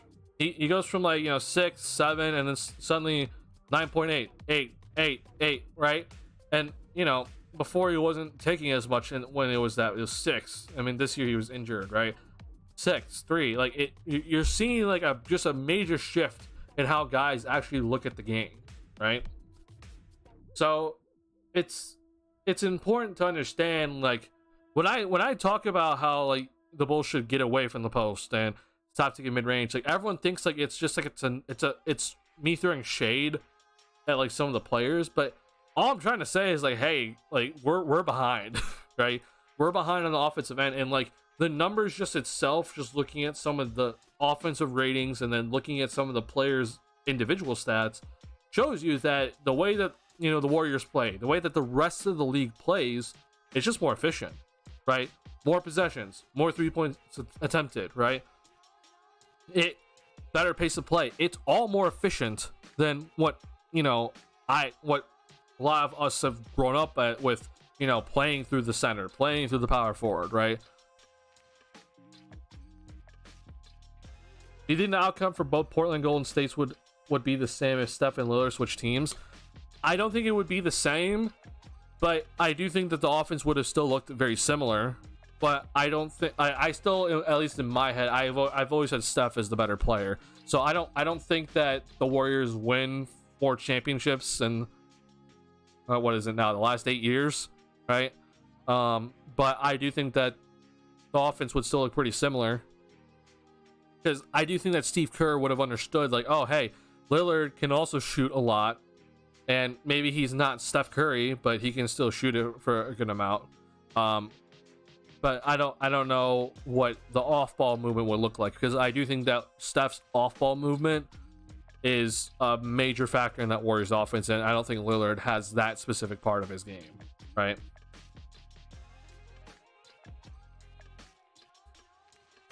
Something just to consider, because I want this Bulls team to start moving forward. And at the very least, you know, if this team is going to continue to stay the way it is, right? Like, I have said, like, I wasn't, like, you know, bring back Vooch, but I would have traded him, right? With DeRozan, I'm very scared of just losing him for nothing, but I'm also kind of saying, like, I wouldn't be as upset if we moved on from him if the team does because of the shot profile from him, right? But if this team is going to continue to stay the way as it is for the season, then I need to see some development from an overall shot profile standpoint, right? And get this team away from what we've been consistently seeing into more updated offense. Get the software update downloaded, right?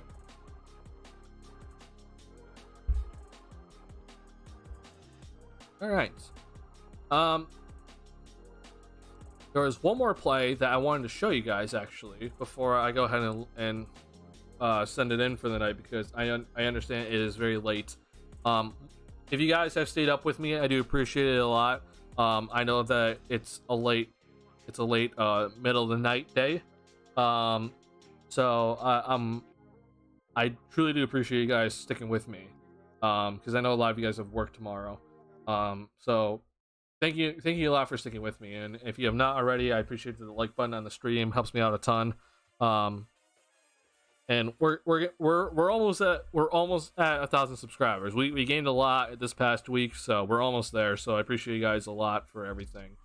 Let's see. There's a shot here. It should say a Nikola Vucevic miss that I actually thought was really solid overall execution from the Bulls. It just happened that he missed a shot. Okay. And this is the reason why I've been consistent in saying, like, it should always be process over results. Okay, this was a missed shot, so the results don't look too good, but the process actually looked really solid. And I'm trying to find it, and I'm a little confused on why I can't find it, and it might be in the first quarter.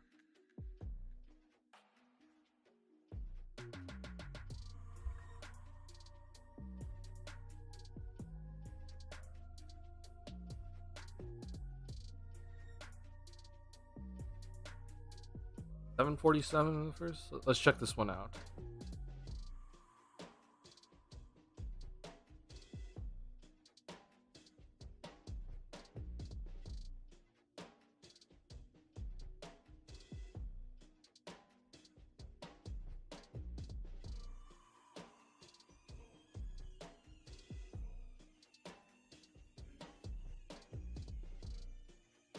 What's the free agent market look like next year?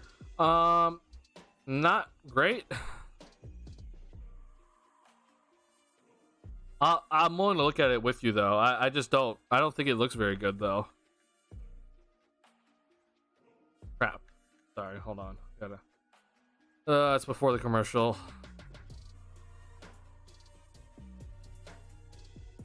Okay, yeah, this play, cool. Okay. Made 3, so this is like a half-court set. Okay, so this is the set that I think the Bulls are going to run a lot of this year. Okay, so we'll see. It might change, like, whoever this person is. Okay, but I don't, we'll see how it goes throughout the year.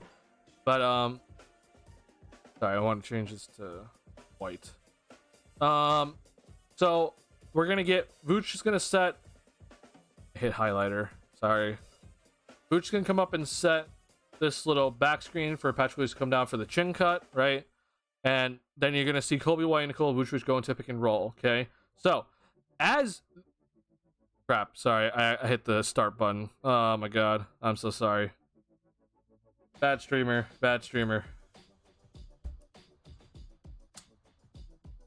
Sorry. Okay, here we go, we're back. Okay, so, as this pick and roll is happening, okay, you're gonna see whoever this person is in the corner, okay, in this case it's Zach. He's gonna come down and set a screen for Patrick Williams to come off of. Okay, this is how the off-ball movement is changed this season. Okay, so typical set that we're gonna be seeing a lot, but then look, here comes Zach. I guess he didn't really set a screen in a sense, but I guess he got somebody right. And now what needs to happen here, okay, I'm fine with Vooch taking the shot. I'm genuinely fine just him shooting this, and he does, and he misses. But what I also think needs to happen here is, if this sort of situation happens where you kind of see, like, oh, there's a big crowd in the paint suddenly, and Vooch doesn't really have a shot, then Patrick Williams needs to come up here, okay, Kobe needs to move up a little bit more and let Zach either go to the corner or, you know, switch Zach and P. Will, right? I don't really care. But this sort of spacing needs to get figured out a little bit quicker. But if Vooch just has this shot, right, I'm fine with it. And the big thing about this is that you saw what happened here, that this is Justin Holiday. Justin Holiday had to like pretty much gamble on this, and he guessed right. But if he guessed wrong in this, like let's say he gambled on this and they just didn't pass it to Vooch, and then Kobe decides to pass this to Patrick Williams right here, that's a wide open 3-point shot, right? So I like this overall set play for the Bulls because I think that it's a just good like set play to have in your mind, that if things are getting kind of tough and you just call out this play, everyone knows what to do. And it gets a pick and roll going, it gets Vooch going to the basket, and it gets your best shooters off ball on the move, right? And it gives Kobe plenty of options to kind of look at, and you then give it to Vooch, who then you know could also make the right pass, right? If all else fails, like if this for some reason just nothing comes out of this, then you throw it to DeRozan, you run the pick and roll with DeRozan, right? Like it's as simple as that. So I honestly think that this is like a really simple, just like good base set for this Bulls squad. We're seeing it a lot, right? Because you saw in my previous video, like this is a play that the Bulls were running a lot. So I think this is a play we're going to see often. And if this is the case, then I would like to see you know, this play kind of run in like hard times and the Bulls kind of go to it.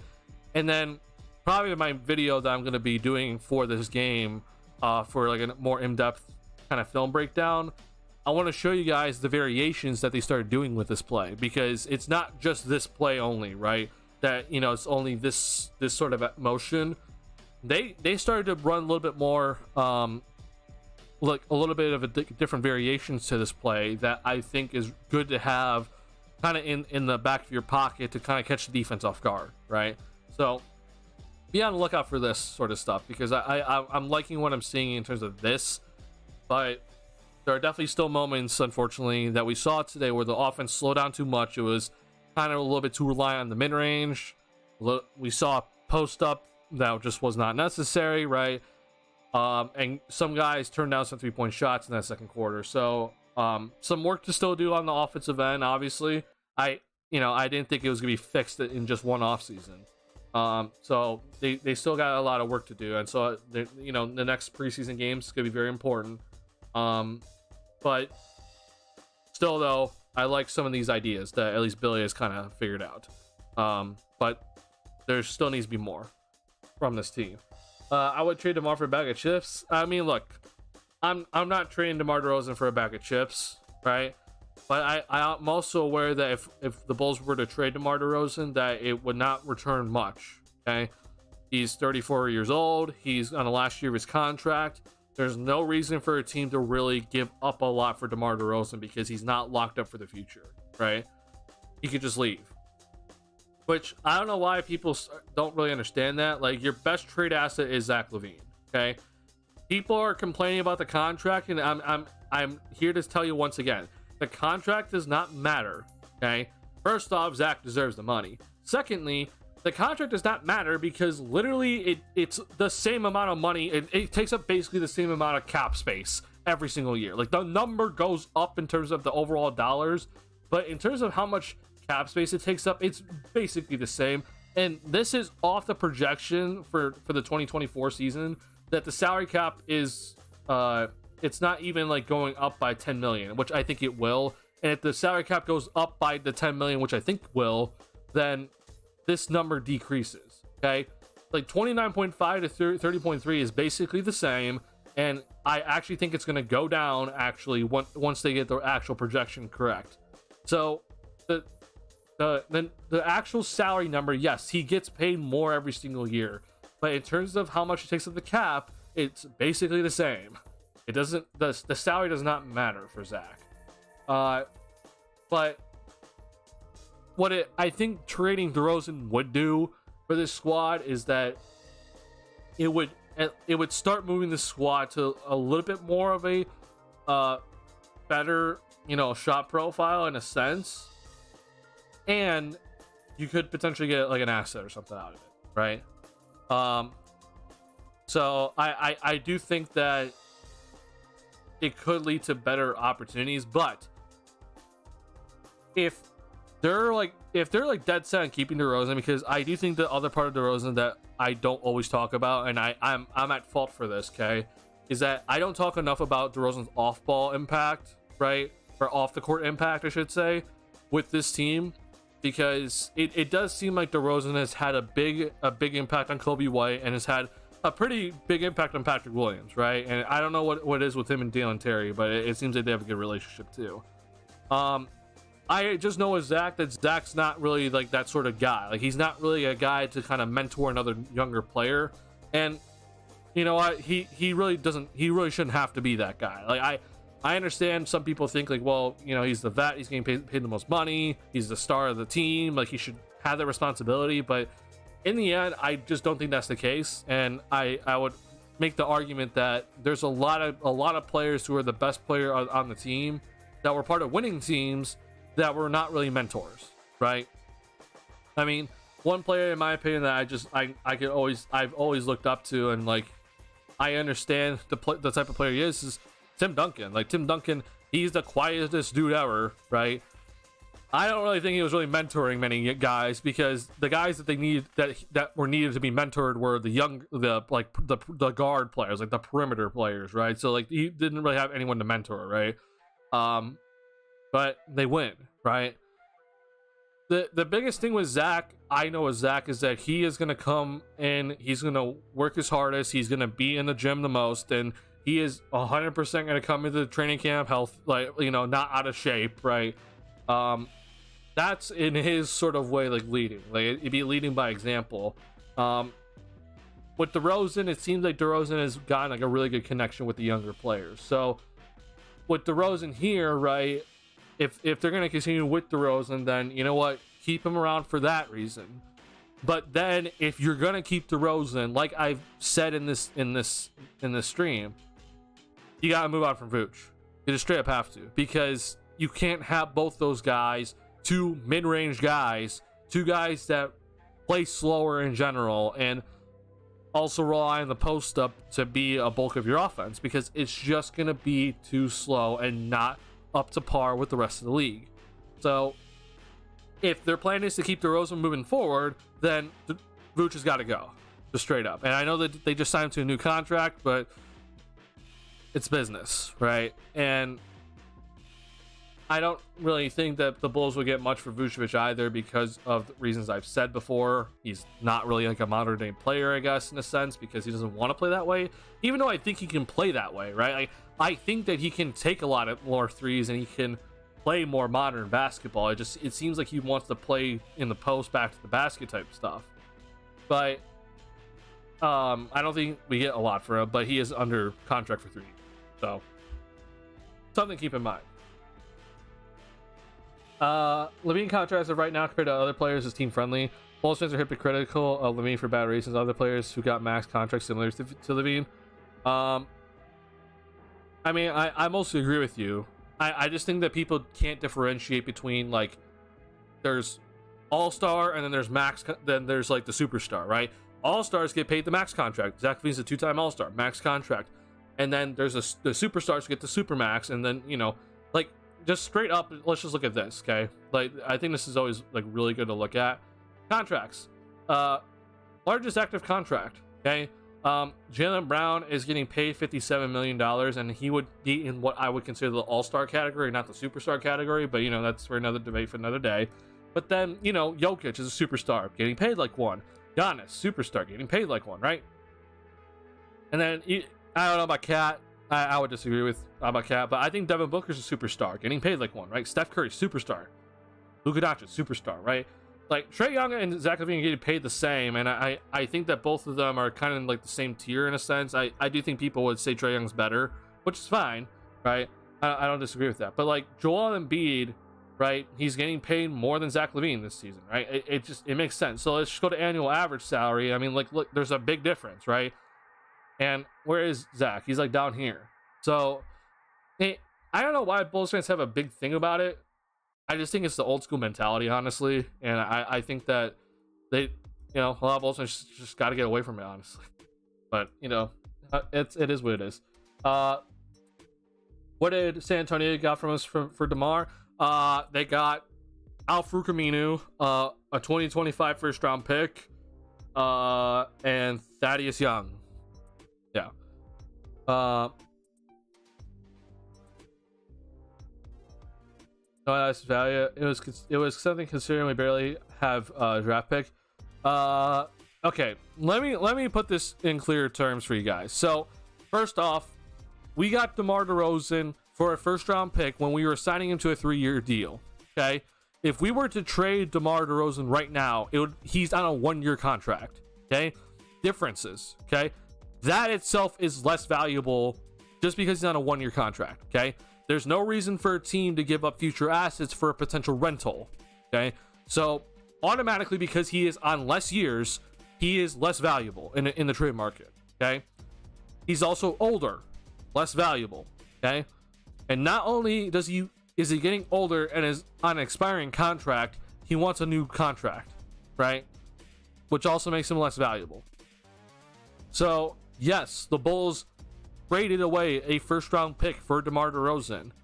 If the Bulls were to trade DeMar DeRozan today, they would not get a first round pick, in my opinion, in return. The Bulls, I think, pick to San Antonio was top 8 protected.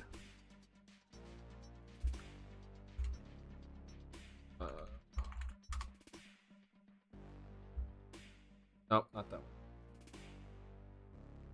Yes, so it was, no, sorry, it's top 10 protected. Okay. So at max, I think that the Bulls would get like a lottery. If they, like, we're talking the best of the best scenario, the Bulls would get a lottery protected first round pick for DeMar DeRozan. Okay.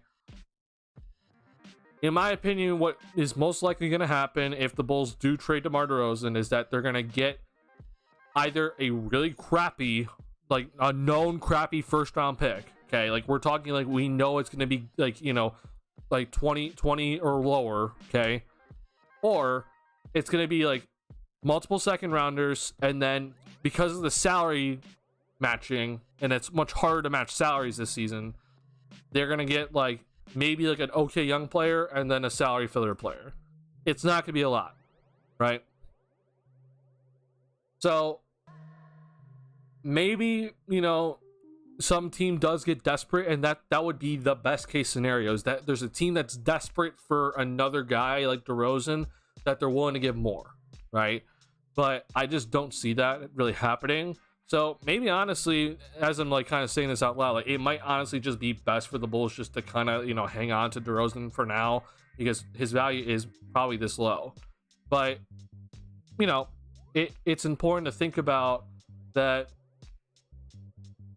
I guess we really shouldn't think about it, but like my head was like last season, I think the Bulls could have for sure gotten a first round pick for DeRozan last season because he's under contract for the following year. But last season's last season, right? It's not possible anymore. So that's all I'm gonna say about it. I'm not gonna say anything else.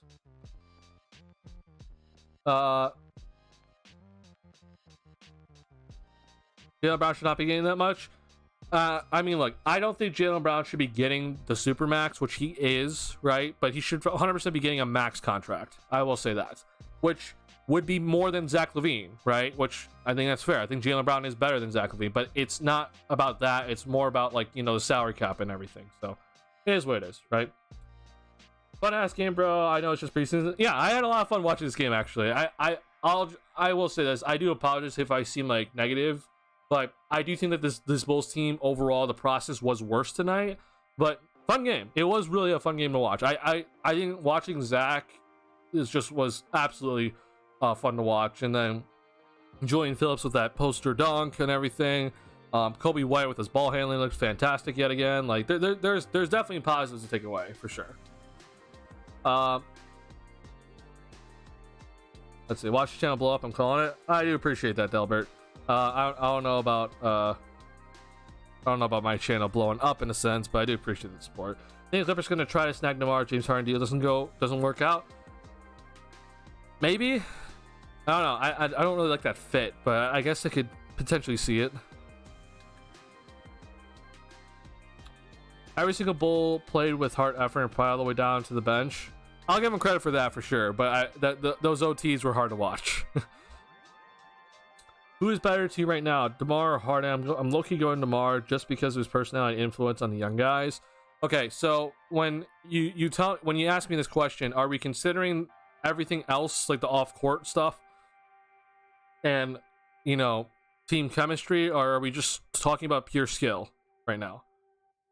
Because I think if we're just talking about pure skill, right, I would have to say Harden. But if we're talking about, you know, in terms of the whole picture, then it's easily DeMar DeRozan.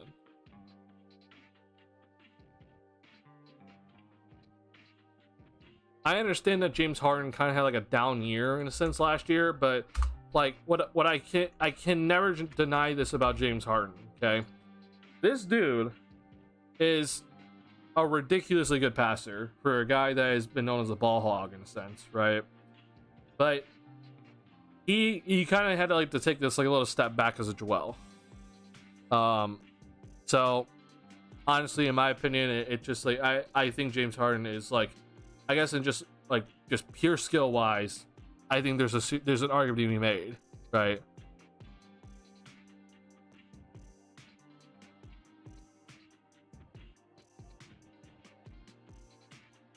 I think Pascal is expiring this year. Hopefully we offer Pascal an offer. Okay, let's actually look at this, Noel, because I know you brought this up earlier.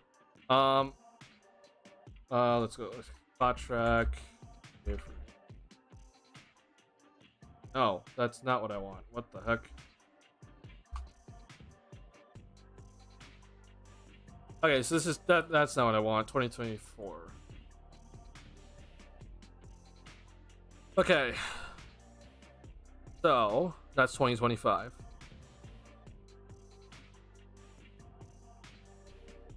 Okay, so Pascal Siakam, like you said. Klay Thompson, but he's re-signing. We know about Patrick Williams, by the way, but that the Bulls are going to re-sign him. That's all I'm seeing. I wouldn't mind Buddy Hield actually, because I do like Buddy Hield, but in terms of anybody else, I mean, it's just Pascal, and I think he actually does. He have a player option? No, he doesn't actually. Interesting. Oh, okay. First off, I'll just say this. I know Pascal is going to test free agency because there's no reason for Pascal Siakam to sign an extension because he would get less money right now if he decided to sign an extension. So even let's say if he wanted to go back to Toronto, it would still be in the best of mind to test free agency because he'd get more money. I don't want to bias here. That's not a good player to have right now. So yeah, I mean, this is it. Like, this is not a very good free agency class, but there's definitely some guys that I'd be looking at for sure. May not being too premature. This reminds me of one of those old Bulls teams where every player on the bench players take pride in their roles and play with 100% effort. Maybe I'm too optimistic. I don't think it's too optimistic to be optimistic about the bench. I do think that this Bulls bench is actually very solid. Like, I think this Bulls bench is like a very good bench.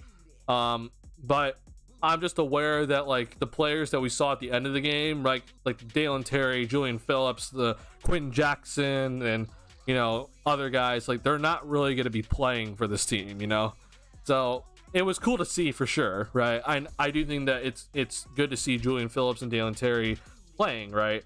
But I'm just aware that like they're not gonna get that many opportunities to play.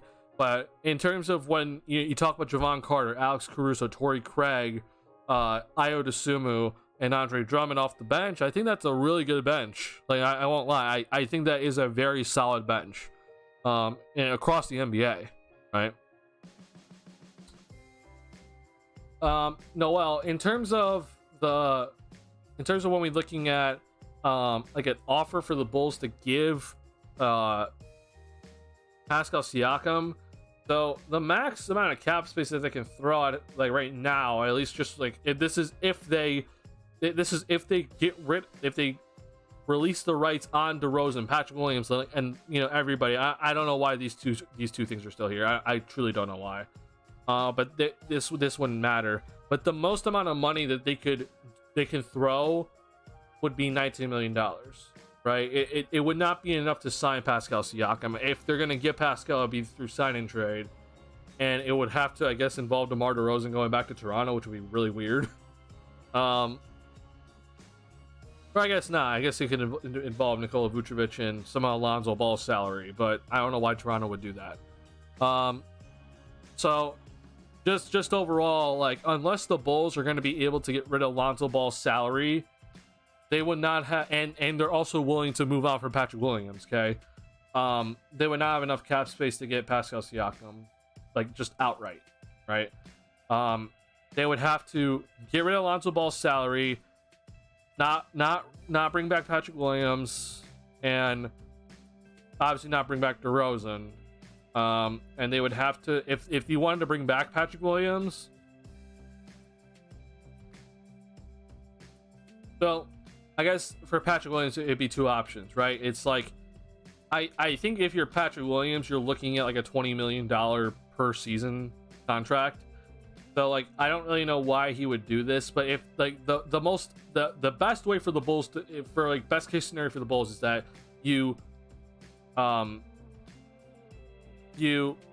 renounce Patrick's rights, you renounce everyone else's rights, you clear up the cap space, you trade Lonzo Ball's contract, and you have basically $40 million to throw at Pascal Siakam. And then you could probably trade someone else here too, just to open up the extra amount of money to get the max salary slot, and then you would re-sign Patrick Williams using the mid-level exception. That would require a lot to go right, and I don't think Patrick Williams would accept that. So it just doesn't seem like a possibility, unfortunately. When is AD's contract ending? If you're talking about Drummond, it would be this season. But even with his contract coming off the books, the Bulls would still not have enough money. Wouldn't we have the cast we don't sign DeMar? No, we wouldn't. So here's the issue with... I understand your thinking, but this is where a lot of people get things confused, okay? Because you're thinking like, oh, well, we would have an extra $28 million if DeMar's not here. That's just not the case. We're $31 million over the cap, right? So if you just remove DeMar's salary, we're still over the cap, but instead we're $3 million over the cap, right? You understand what I'm saying? So even if you get rid of DeMar DeRozan's contract, you're still $3 million over the cap, right? Does that make sense? So for the following season, what we're talking about this season, right? This is if, like, this projected number of $19 million, okay? This is if we don't re-sign DeMar DeRozan, we renounce his rights, we renounce Patrick Williams' rights, we get rid of Andre Drummond, and we don't bring back anybody else, right? That at most clears up $19 million, right? Am I making sense, or am I too confusing?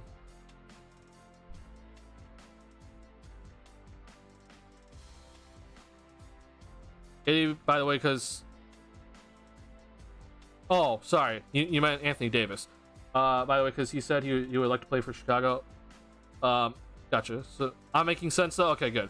Alright, I just want to make sure that makes sense. Because I understand, like, a lot of people think, like, oh, this player's coming off the books, therefore we should have this much money to spend, and it's not the case, right? Anthony Davis... Actually, let's use this, because...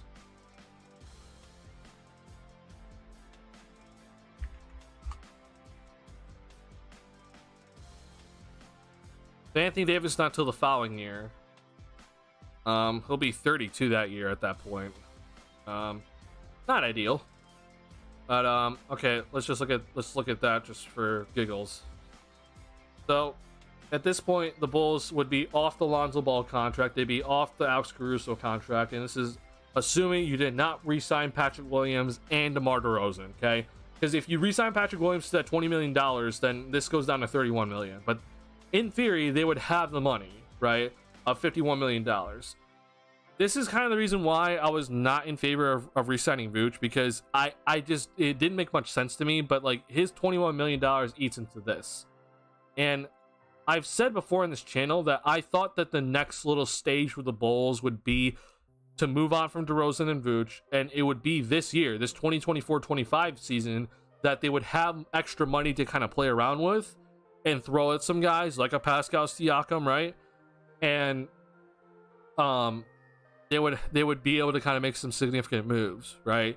But, and this is with Levine and Lonzo Ball's money, by the way. Like, this wasn't, you know, just because, this wasn't like thinking, oh, Lonzo's off the team. Like, this is with Levine and Ball's money on the squad.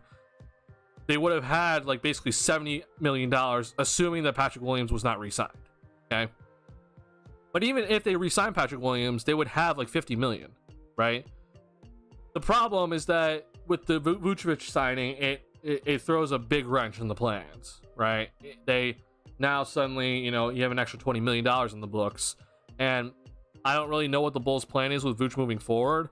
Obviously, for this season, he's here, so I'm gonna, you know, do my videos and do my analysis as if he's here. But like, if the Bulls are gonna be serious players in free agency, they have to get rid of his contract for sure. So let's just say, like, okay, not 2024 but 2025. Brandon Ingram available. Jamal Murray, I guess, would be available, but I don't see why he would leave. Paul George is re-signing. OG Anunoby, Drew Holiday, those are two guys I'd be very interested in.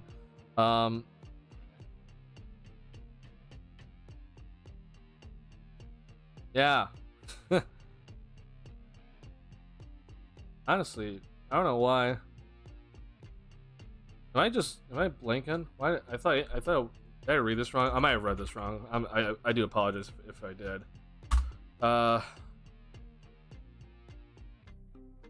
it's 2025. I don't know why. Oh, early termination option. Oh, okay, never mind. I guess Anthony Davis is technically 2024. It's not going to show it because Spotrack's not fully updated yet, but this would be his year. So the next offseason would be his technical year, right? Because he has a early termination option, but it would be either this year or the following year. Again, I don't see a reason why Anthony Davis would be looking to leave, but you know, who knows? He might sign like a 1 year plus one after this season. So yeah. Bulls should bring Brad Miller back. I don't want Brad Miller back. I see Cristiano Felicio in my nightmares. Oh my god, bro. You know, I hate to admit it, but like, when Felicio was like his first year here, I was like, hey, this is a pretty decent backup center. The $8 million contract, I guess the $32 million contract, I don't understand what the heck that was. But like, his first year here, and his first year here where he actually got significant minutes was like with Rondo, with Wade, right? He looked pretty solid. It's just that it was just after that, like, I don't know, like, he just fell off a cliff. But, and this is the thing, like, I honestly think like players like Wade, players like Butler, like those guys make a lot of guys look good. Wade made Felicio look really good. As much as people hate Dwayne Wade. I honestly don't know what the Lakers are going to look like post LeBron era. The thing is, though, is that I just don't know when LeBron's going to retire. Like, I honestly think that LeBron, like, I would think that, oh, this is like LeBron's last year, like he's gonna fall off a cliff, and he just doesn't fall off a cliff. Like, I understand that, like, LeBron, he is slowing down. There's no debate about it. Like, he is slowing down. He's 38, gonna have to be 39, but he just put up this season. Like, he just had this season 29 points per game. Like, sure, he's slowing down, but like he's not even, like, it's not even close to falling off a cliff.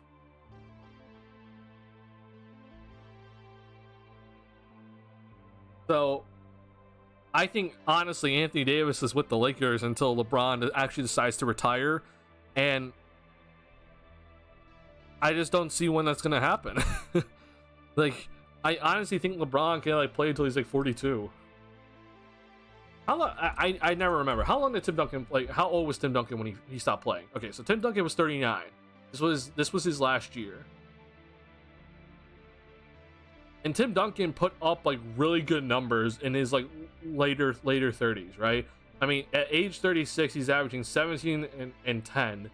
And even this year wasn't that bad. I mean, he still averaged 2 blocks a game. Like, it's insane when you kind of think about like how much like guys are like playing much longer. It's like obviously like the one guy that comes to mind is like Vince Carter, as like the guy that just continued to play forever. So Vince Carter played till he was 43. Obviously he fell off a cliff though.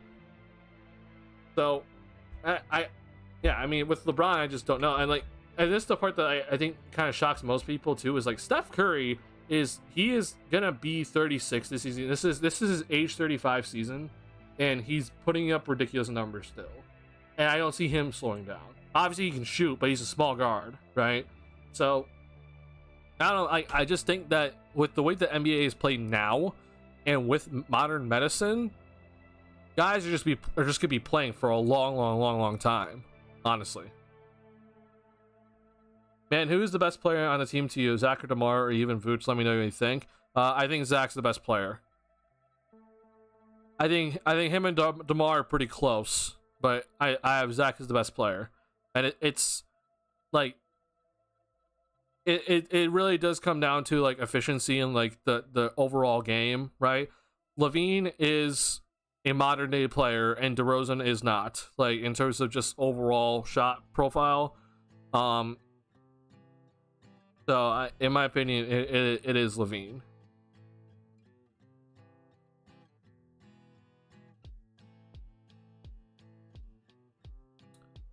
Breaking Lonzo Ball set back by February 2055. Yeah, bro, I feel so bad for Lonzo, but I'm gonna be real with you. That dude is, I don't think he's ever playing again. But I'm gonna have hope that he actually does play. And here's the part that I just think it's so frustrating if you're a Bulls fan and a Lonzo Ball fan. Lonzo could actually return to the court, but then he could easily get injured immediately again. Like, I think that's like my even bigger, like that's probably like my biggest fear in terms of what could happen to Lonzo. Like, obviously a big fear for me right now is that he's never going to play again. But like I've almost already accepted that, because I just don't think anyone with a cartilage transplant is actually going to come back and play. But the other part about this is that, let's say Lonzo does like work his way back, right? Let's say Lonzo does work his way back and he actually gets out there on the court. He is by no means in game shape, right? And like, I don't care how many times you practice, or you get practice reps, or you run 5-on-5, you'll never be in game shape, right? If you're off for 2+ seasons, you never will.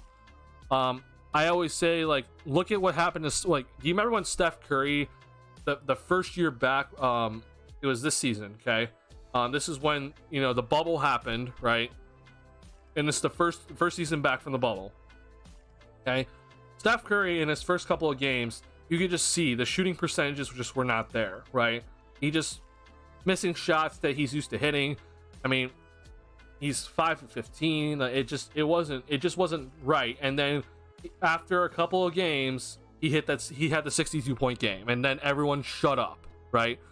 This was with Steph Curry not playing for 11 months, because in the season when COVID did hit, he was not playing. He was injured, right? So he basically didn't play for 11 months and came back, and he just was having some problems out there, right?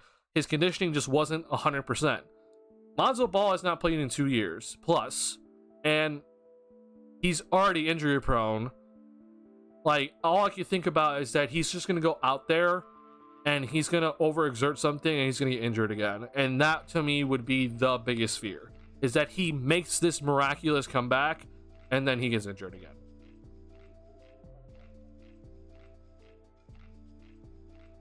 I think he will come back to try and get another contract, but I doubt anyone's going to risk it. I don't think anyone would risk it either. And I agree with you that I think he wants to come back and get another contract. And I honestly think that Rich Paul, his agent, is also trying to push him to do such a thing. and I'm not saying Rich Paul is just being greedy. I'm just saying that it's in the best interest for Lonzo to do such a thing, right? Like it's in Lonzo's best interest to try to get another contract.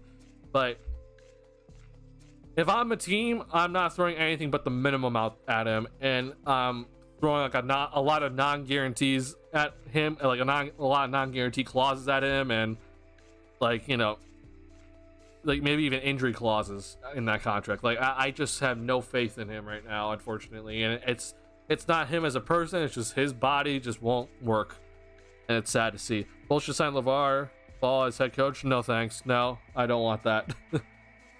I'm honestly happy that LeVar is out of the news, but I as much as I did not like LeVar, you know, being LeVar, I do always give him credit for being a really good dad, because I know that a lot of people don't have, you know, like that father figure always around, right? And LeVar was supporting his sons no matter what. So I give him a ton of credit for that, but I'm not here for more LeVar antics. Honestly, I was sick of LeVar when he was doing it, and I don't want to hear any more of him, honestly. All right. I know it is getting late, and I actually see that more people are popping in, and I do appreciate. I'm just gonna say this one more time. I do appreciate all of you that are hopping in. I know it's a late night stream, and I know that people have work tomorrow. I also know the game went to 2 overtimes in preseason, so I do sincerely appreciate you guys hanging out with me. And if you're here, I do appreciate if you hit the like button on the stream. Helps me a lot, and we're almost 2,000 subscribers, so I do appreciate if you hit the subscribe button. It truly does help me. Before I go though, I do want to kind of talk about a couple of things around the league, okay? Because I do think that there's some things we need to look at. First things first, I want to talk about the Boston Celtics, because there's a lot of debate going on right now about like what the Celtics are really going to be. And was the Porzingis trade actually worth it? Was the Drew Holiday trade worth it, etc.? Sorry about that. All I'm gonna say, man, is that I truly do think that the Porzingis trade was really worth it for the Celtics, and I also think Drew Holiday is also worth it. This Celtics team is very scary. I don't have them over the Bucks currently, but Porzingis has added a whole new dimension to the Celtics team that has not been there. The biggest question is if he can stay healthy, but I am very, very impressed with Porzingis so far. And it's only been just a couple of preseason games. So I'm very excited about this, just to see the Celtics and how they do. Obviously, we haven't seen the Bucks and their new dynamic duo yet, so not much to talk about there. I don't know what's going to happen with James Harden and the 76ers. It seems like that they're just kind of at a standoff, and the Clippers are not going to budge in terms of their trade. So looks like Harden's gonna be stuck there, and that's gonna be that. But the other thing I want to talk about is this, okay? There's an argument right now kind of going around, like saying like, hey, which conference is the better conference, okay? And people are saying like they're not talking about like who's like the best, who has the best teams, right? Because I think people would kind of say, oh well, the East have like the better teams in a sense, right? If you just kind of look at like 1 through 3 compared to the West 1 through 3, right? You would, I think people would say the East have the better teams, okay? Obviously Denver's on top, but you know, Bucks, Celtics, 76ers versus Grizzlies, Kings, you know, there's that. The argument people are saying is that from 1 to 15, the East is better than the West, 1 through 15. And I want to know your thoughts on that sort of statement. Is the East 1 through 15 better than the West 1 through 15?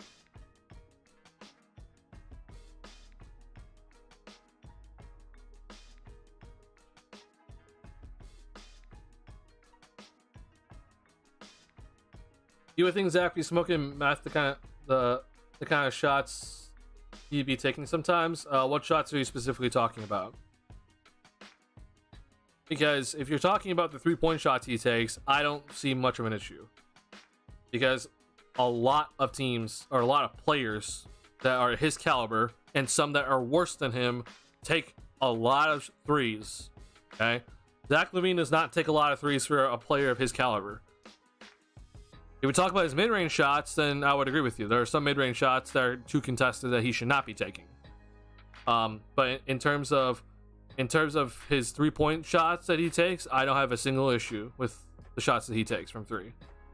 Like, you go watch a Donovan Mitchell game and tell me that he doesn't, like, Bulls fans would have an absolute aneurysm watching Donovan Mitchell play, because this dude takes contested threes every single game.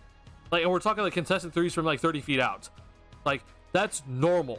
That's a normal thing for Donovan Mitchell. Yet that doesn't happen with Zach. Like, I don't know why Bulls fans are just like, Zach takes terrible shots. I'm like, have you seen the rest of the NBA? The rest of the NBA does the exact same thing, but yet you're just upset about Zach only. No, West better, East for sure, West. Okay, so I see 3 of you saying the West is better. I see 1 for saying the East. Wouldn't be surprised if Timberwolves, Pelicans reach conference finals. Feel like the Bucks are a bit overrated though. Okay.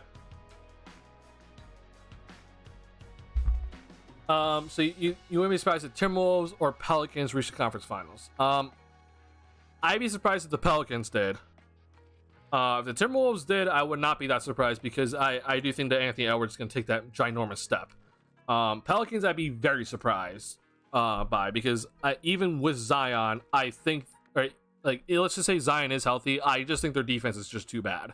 I unfortunately think their defense is taking too much of a dip, in my opinion, that I don't trust it enough. But I can see the Timberwolves for sure. Yeah. West is more depth for playoff quality teams. The East, not really. I would also agree with that statement. Mavs are insanely overrated. What do you mean by that though? Like, do you think that people are saying the Mavs are too many people are saying the Mavs are championship contenders, or do you think that too many people are saying the Mavs are a playoff team? Like, what do you consider overrated for the Mavs? Because at least in my head, the Mavs are like kind of like a middle of the pack playoff team. And I feel like a lot of people have said that, but is that overrated in your head?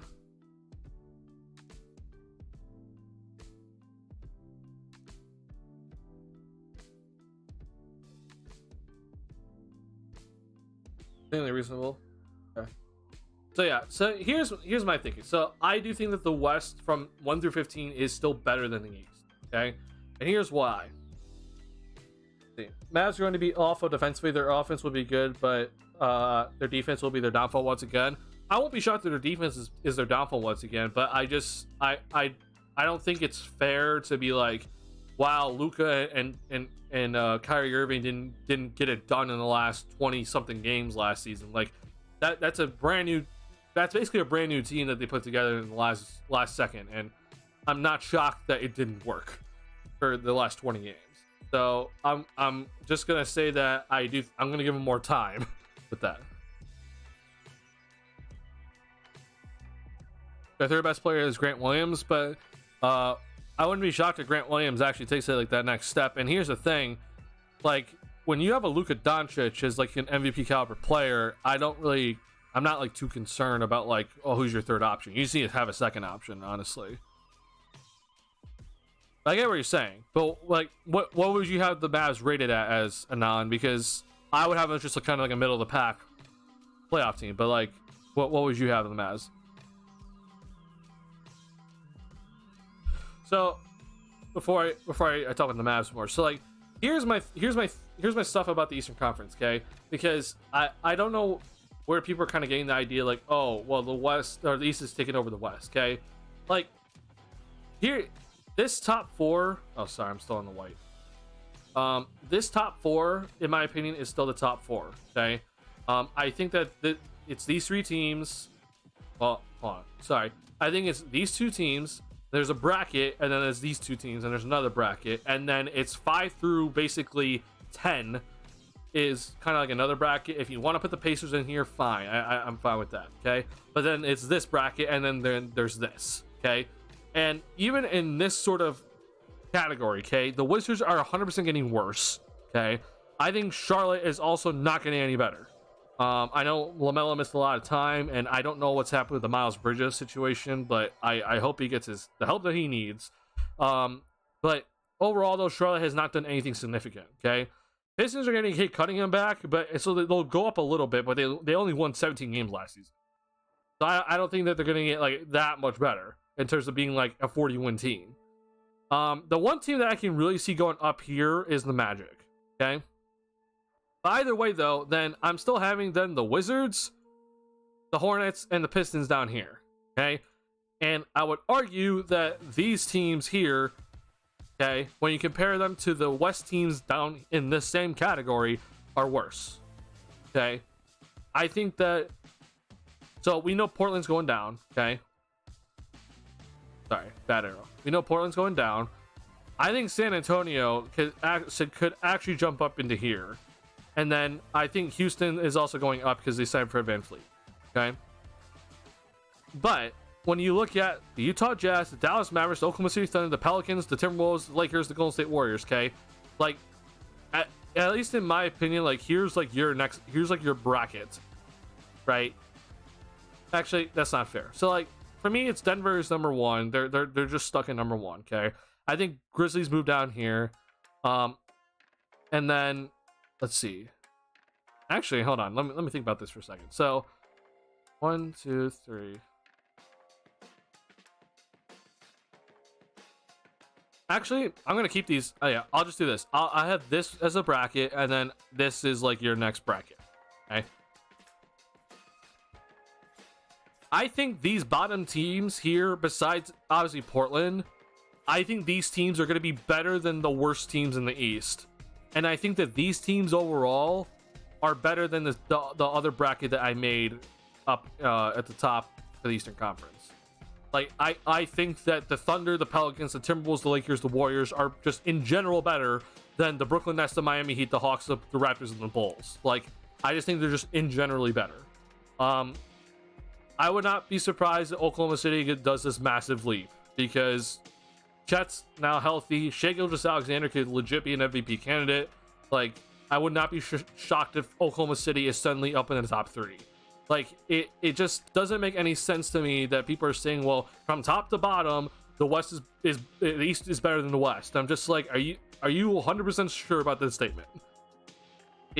I think there's a lot of quality teams down here that are unfortunately going to be missing the playoffs that would 100% be a playoff team in the Eastern Conference.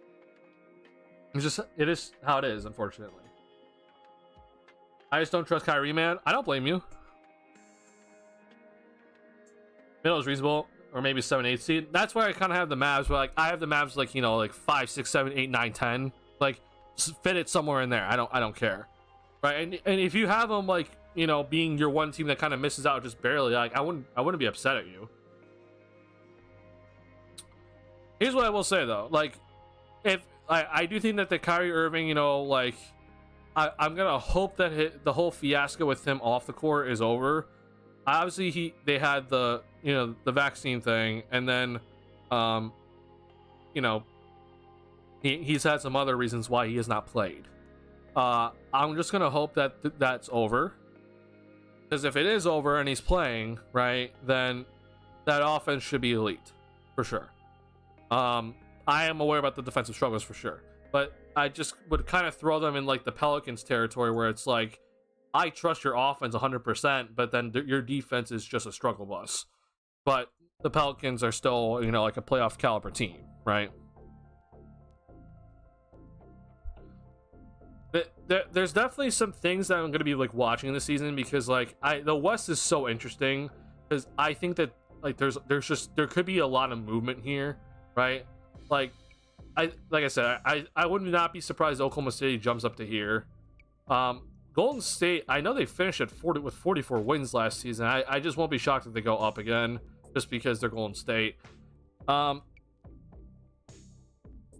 This team right here is the one that I am just very confused by because the Phoenix Suns last season, okay? We're talking about last season with the team of Chris Paul, Devin Booker, KD, and Ayton, okay? Which I know that Chris Paul and Ayton are not there anymore, but that team that I mentioned to you had an issue with taking too many mid-range shots, not enough three-point shots, and they had nobody to attack the basket. Okay, so you get rid of Chris Paul, you get rid of DeAndre Ayton, you go get Bradley Beal. Okay, while Bradley Beal is a very good three-point shooter, he is also a guy that relies a lot on the mid-range shot and also does not 100% get to the basket all the time. Okay, I do think that he is a better guy to attack the basket than Chris Paul, but he's not a guy that I'm trusting in terms of like a Zach LaVine. I don't know what Phoenix is gonna really be. I understand that like defensively it's like it's already up in the air, but that's a team that has another math problem because Booker, Durant, and Beal, they all rely on the mid-range shot. They all rely. That's like their go-to, and that's not gonna work. So to me, this Suns team, honestly, it's like they're either gonna be boom or they're bust. And at least, you know, on paper, they should be 100% a contender, 100%. But if they don't figure out their three-point shooting, like, I could just see it going downhill, like bad. I mean, well, hold on. I'm actually just I'm really curious actually about this because this is something that like so Bradley Beal, okay, like this is his last couple of seasons. He has not been healthy, first off. But he like for a guy that is known to be a three-point shooter, he's taking 4.4 and 5.3 three-point attempts per game. He's at one point he averaged 8, and this is when he averaged 30 points per game. So I don't know why he didn't continue to shoot more. But when you just look at the shot chart, like it's too much in this area. But he was also the number one option. So like you're kind of allowed to do that. 173 field goal attempts at the rim. Like comparison, okay? In terms of just at rim attempts, okay? I understand that he didn't play as many games, but Zach LaVine at the rim took 403 at the rim attempts. Bradley Beal played 50 games and took 173. I don't know, man. It's going to be very interesting to watch this.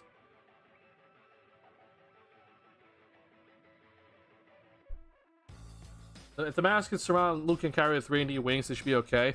Has your idea how they're going to share the ball? Yeah. All of them kind of do the same thing. All of them are basically shooting guards. I don't know how this works. It'll be very interesting to see how this works. Because here's the thing that I will say. Like, the one person that I'm, like, really looking at is, like, is Kevin Durant going to start, like, really shooting threes?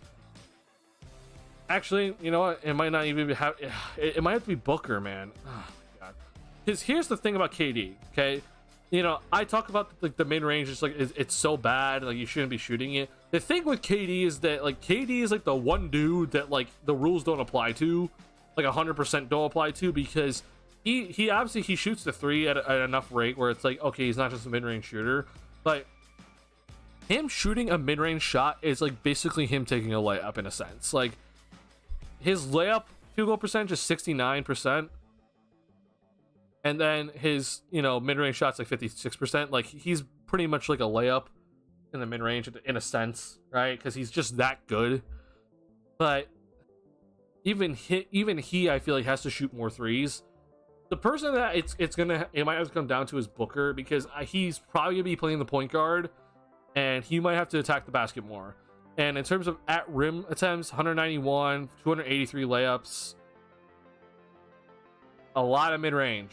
Like, I mean, you can just look at the shot chart itself, like, just a lot of mid-range. How many games did he play? So he played 53 games. Okay, maybe this is not a good sample. Like, let's go off the previous season. Let's go off the 68 game season. Let's see this. So at rim, 179. Bro. 251 layups. Okay. Again, Zach shot 557 threes, 403 rim attempts, 442 layups. Like, this is the part that it's always so interesting to look at, because I've also said that I think Zach could also be more efficient with his shot selection, and yet Booker's here, you know, and you could argue he could be more efficient. And I think Booker's the better player.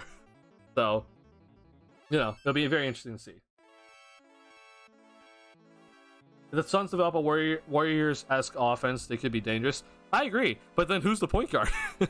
It's like they don't have like a Draymond Green to kind of like be that like facilitator in a sense, right? It's gonna be so weird, man. Yeah, this is the reason why like I'm so hyped for this season, because like there's a lot going on. Obviously the Bulls, I'm always gonna be covering the Bulls, but like this season is just gonna be so interesting just to watch, because there's so many things that I'm just like, so this team's like all in or bust, and it could be a bust season. What happens if they don't, they don't live up to expectations? Like, what happens then? So yeah, I'm gonna be very interested to see what happens with a lot of these teams. There's another one of the teams, because you mentioned them, Noel. Like, I think Minnesota has like a legit shot of going to the conference finals, like you said. But then I also could just see them like not making the playoffs, because the Rudy Gobert trade was so bad, and like Cat for some reason's not playing well, and like he's upset. Like, I could just also see that go just terrible. Is asking if Zach LaVine is the number one option for 6 years now. I mean, look, I don't think Zach LaVine's the number one option on a championship caliber team, but that does not mean that he's a bad player by any means. And here's the thing, like, I think Devin Booker is a better player than Zach, okay? But I would also make the argument that Devin Booker should probably be your number 2 option on a championship caliber team. Think Ash should stay at center? I agree. I think the Cat and Gobert combination is literally a recipe for disaster, and it's not because of their offense, it's because defensively Cat looks so out of place.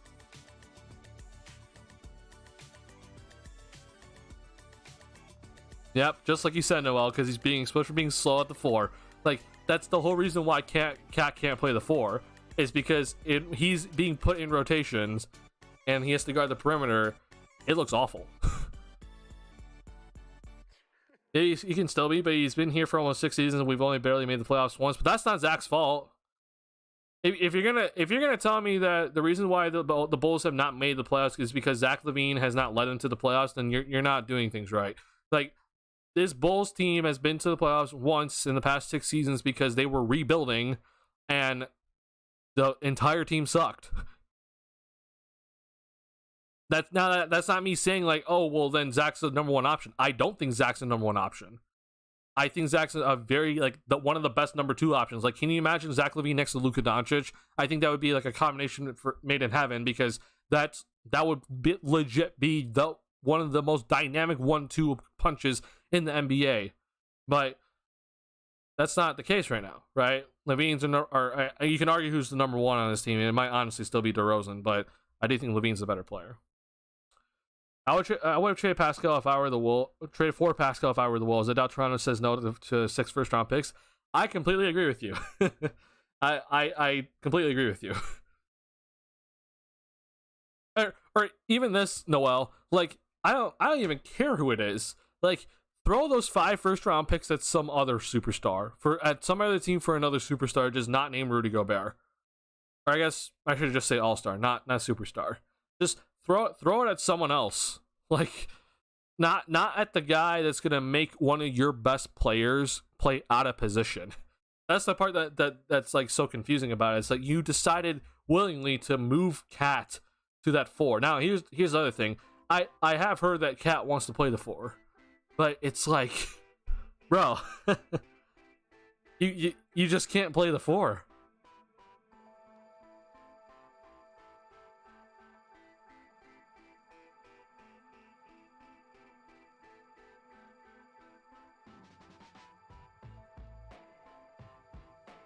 I know it's been kind of, I think you might have actually brought it up, Noel, but like, it's been kind of a little bit rumored around the league that like it would not be a surprise if Karl-Anthony Towns asked for a trade after this season, because here's what Cat did. Okay, so this is what Cat did correctly. All right, and props to him, because he is a very good player. Okay, so Cat, he got the contract extension. right? Here's his contract extension. He got it, and he got paid. He got paid heavily. Okay, so he got his money, right? So it's not like if he asked for a trade, he could potentially, jeopardize his, payings, right? He went and got his money. He made sure he got his extension. But now that he got his extension, and now that it looks like the team is kind of heading towards like the Anthony Edwards show, he could just be like, I want out. I got my money. You guys paid me. Thank you for that. But you clearly going a different direction, so goodbye. I won't be surprised. But wait, yeah, he signed an extension, right? Did he? Maybe, am I wrong about this? I feel like he did. Am I tripping? Let's see.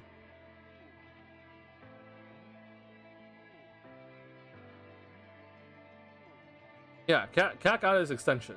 Yeah. So, yeah. We on late time. Hope we hit in that like button and sub. We need to get to 1,000 ASAP. Much respect. I appreciate it, Zayover. I truly do appreciate it. Get some rest. I know it's late. Thank you for hanging out. By the way, I've been meaning to ask, if Billy gets fired next year, who would you like to see be head coach or be the next head coach? So my main guy that I've always said is Adrian Griffin. He's gone. He's on the Bucks now. It'll be interesting to see, because like there were some thoughts that Monty Williams could have taken a year off and then obviously went to the Pistons. I would have loved Monty. I don't know, honestly. I'm gonna have to kind of like take a second to kind of look around. I don't want Doc Rivers, just to make that clear. I think Doc's done. But yeah, I'd have to take some time to kind of look around to see who's available. Because I'm not 100% sure who would be available. And obviously, things change, because one guy, for example, like, who knows? I mean, we never thought that Monty Williams could be fired, and then he got fired, right? So I'm just kind of throwing this out there. It's just like a major hypothetical. If Taylor Jenkins for some reason gets fired from the Grizzlies, I would pick him up immediately, if possible. I'm a huge fan of Taylor Jenkins, and I think he has coached this Grizzlies team phenomenally, and he's had to deal with a lot there.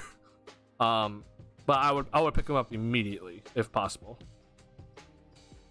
Probably like a younger coach if possible. I mean, yeah, I would also like a younger coach too. That would be ideal.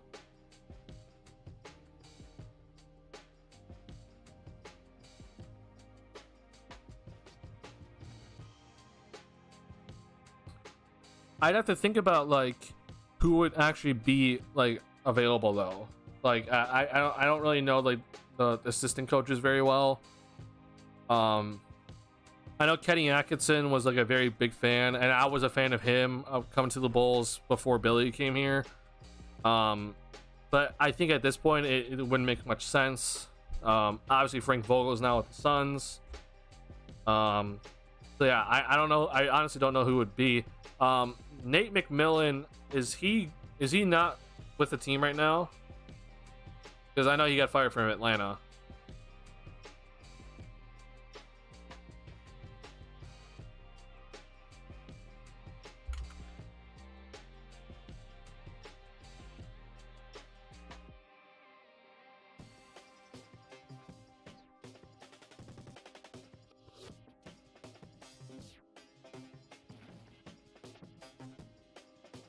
I think he's available. Yeah, he's available. I guess I would like a new name. I would also like a new name. I don't know who that'd be, right? New name, obviously. So, yeah, I would. I'd have to kind of look around. One person I do think that does not get enough credit is Jacques Vaughn, by the way. So, like, I don't know what's gonna happen in Brooklyn, but you know.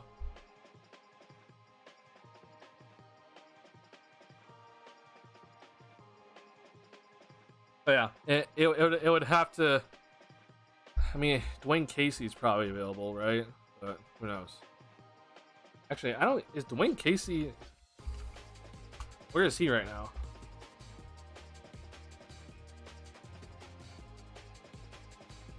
Who knows? Casey's not bad, but I would like someone else probably.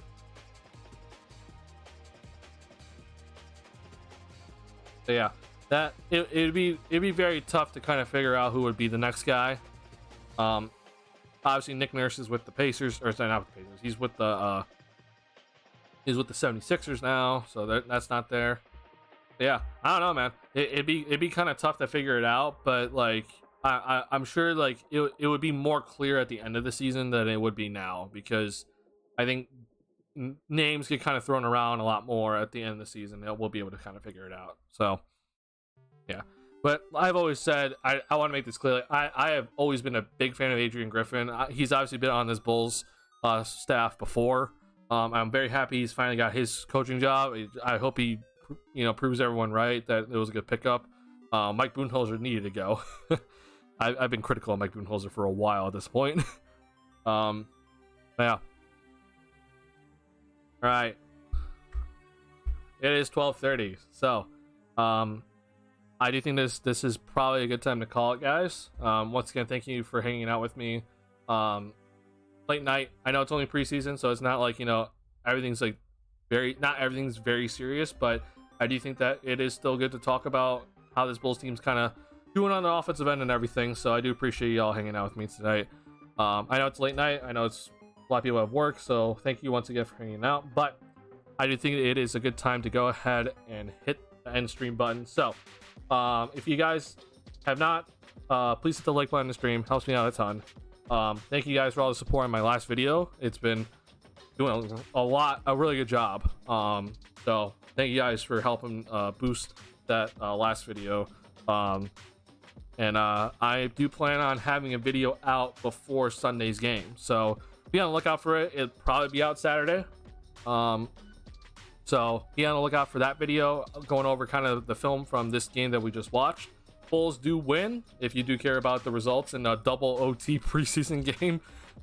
Crazy preseason game. Had a lot of fun watching it, even though the OTs were kind of a little not too nice to watch, but some positives to take away. There are definitely some things to work on, but we'll continue to go through the preseason, and we get to face the Denver Nuggets again in Denver on Sunday. So I'll be ready for that, and I will be streaming after that game on Sunday, so I'll be on the lookout for that. But once again, thank you guys for hanging out with me tonight. It's been a pleasure. If you're new to the channel, hit that subscribe button. We're almost at 1,000. We're getting there. We're almost there. But that's gonna do it for me, guys. Thank you guys for hanging out with me tonight, and I'll see you guys. I guess it might be Sunday. Actually, let me double check that before I say anything. Yeah, Sunday night. See you guys Sunday night. All right, peace, y'all.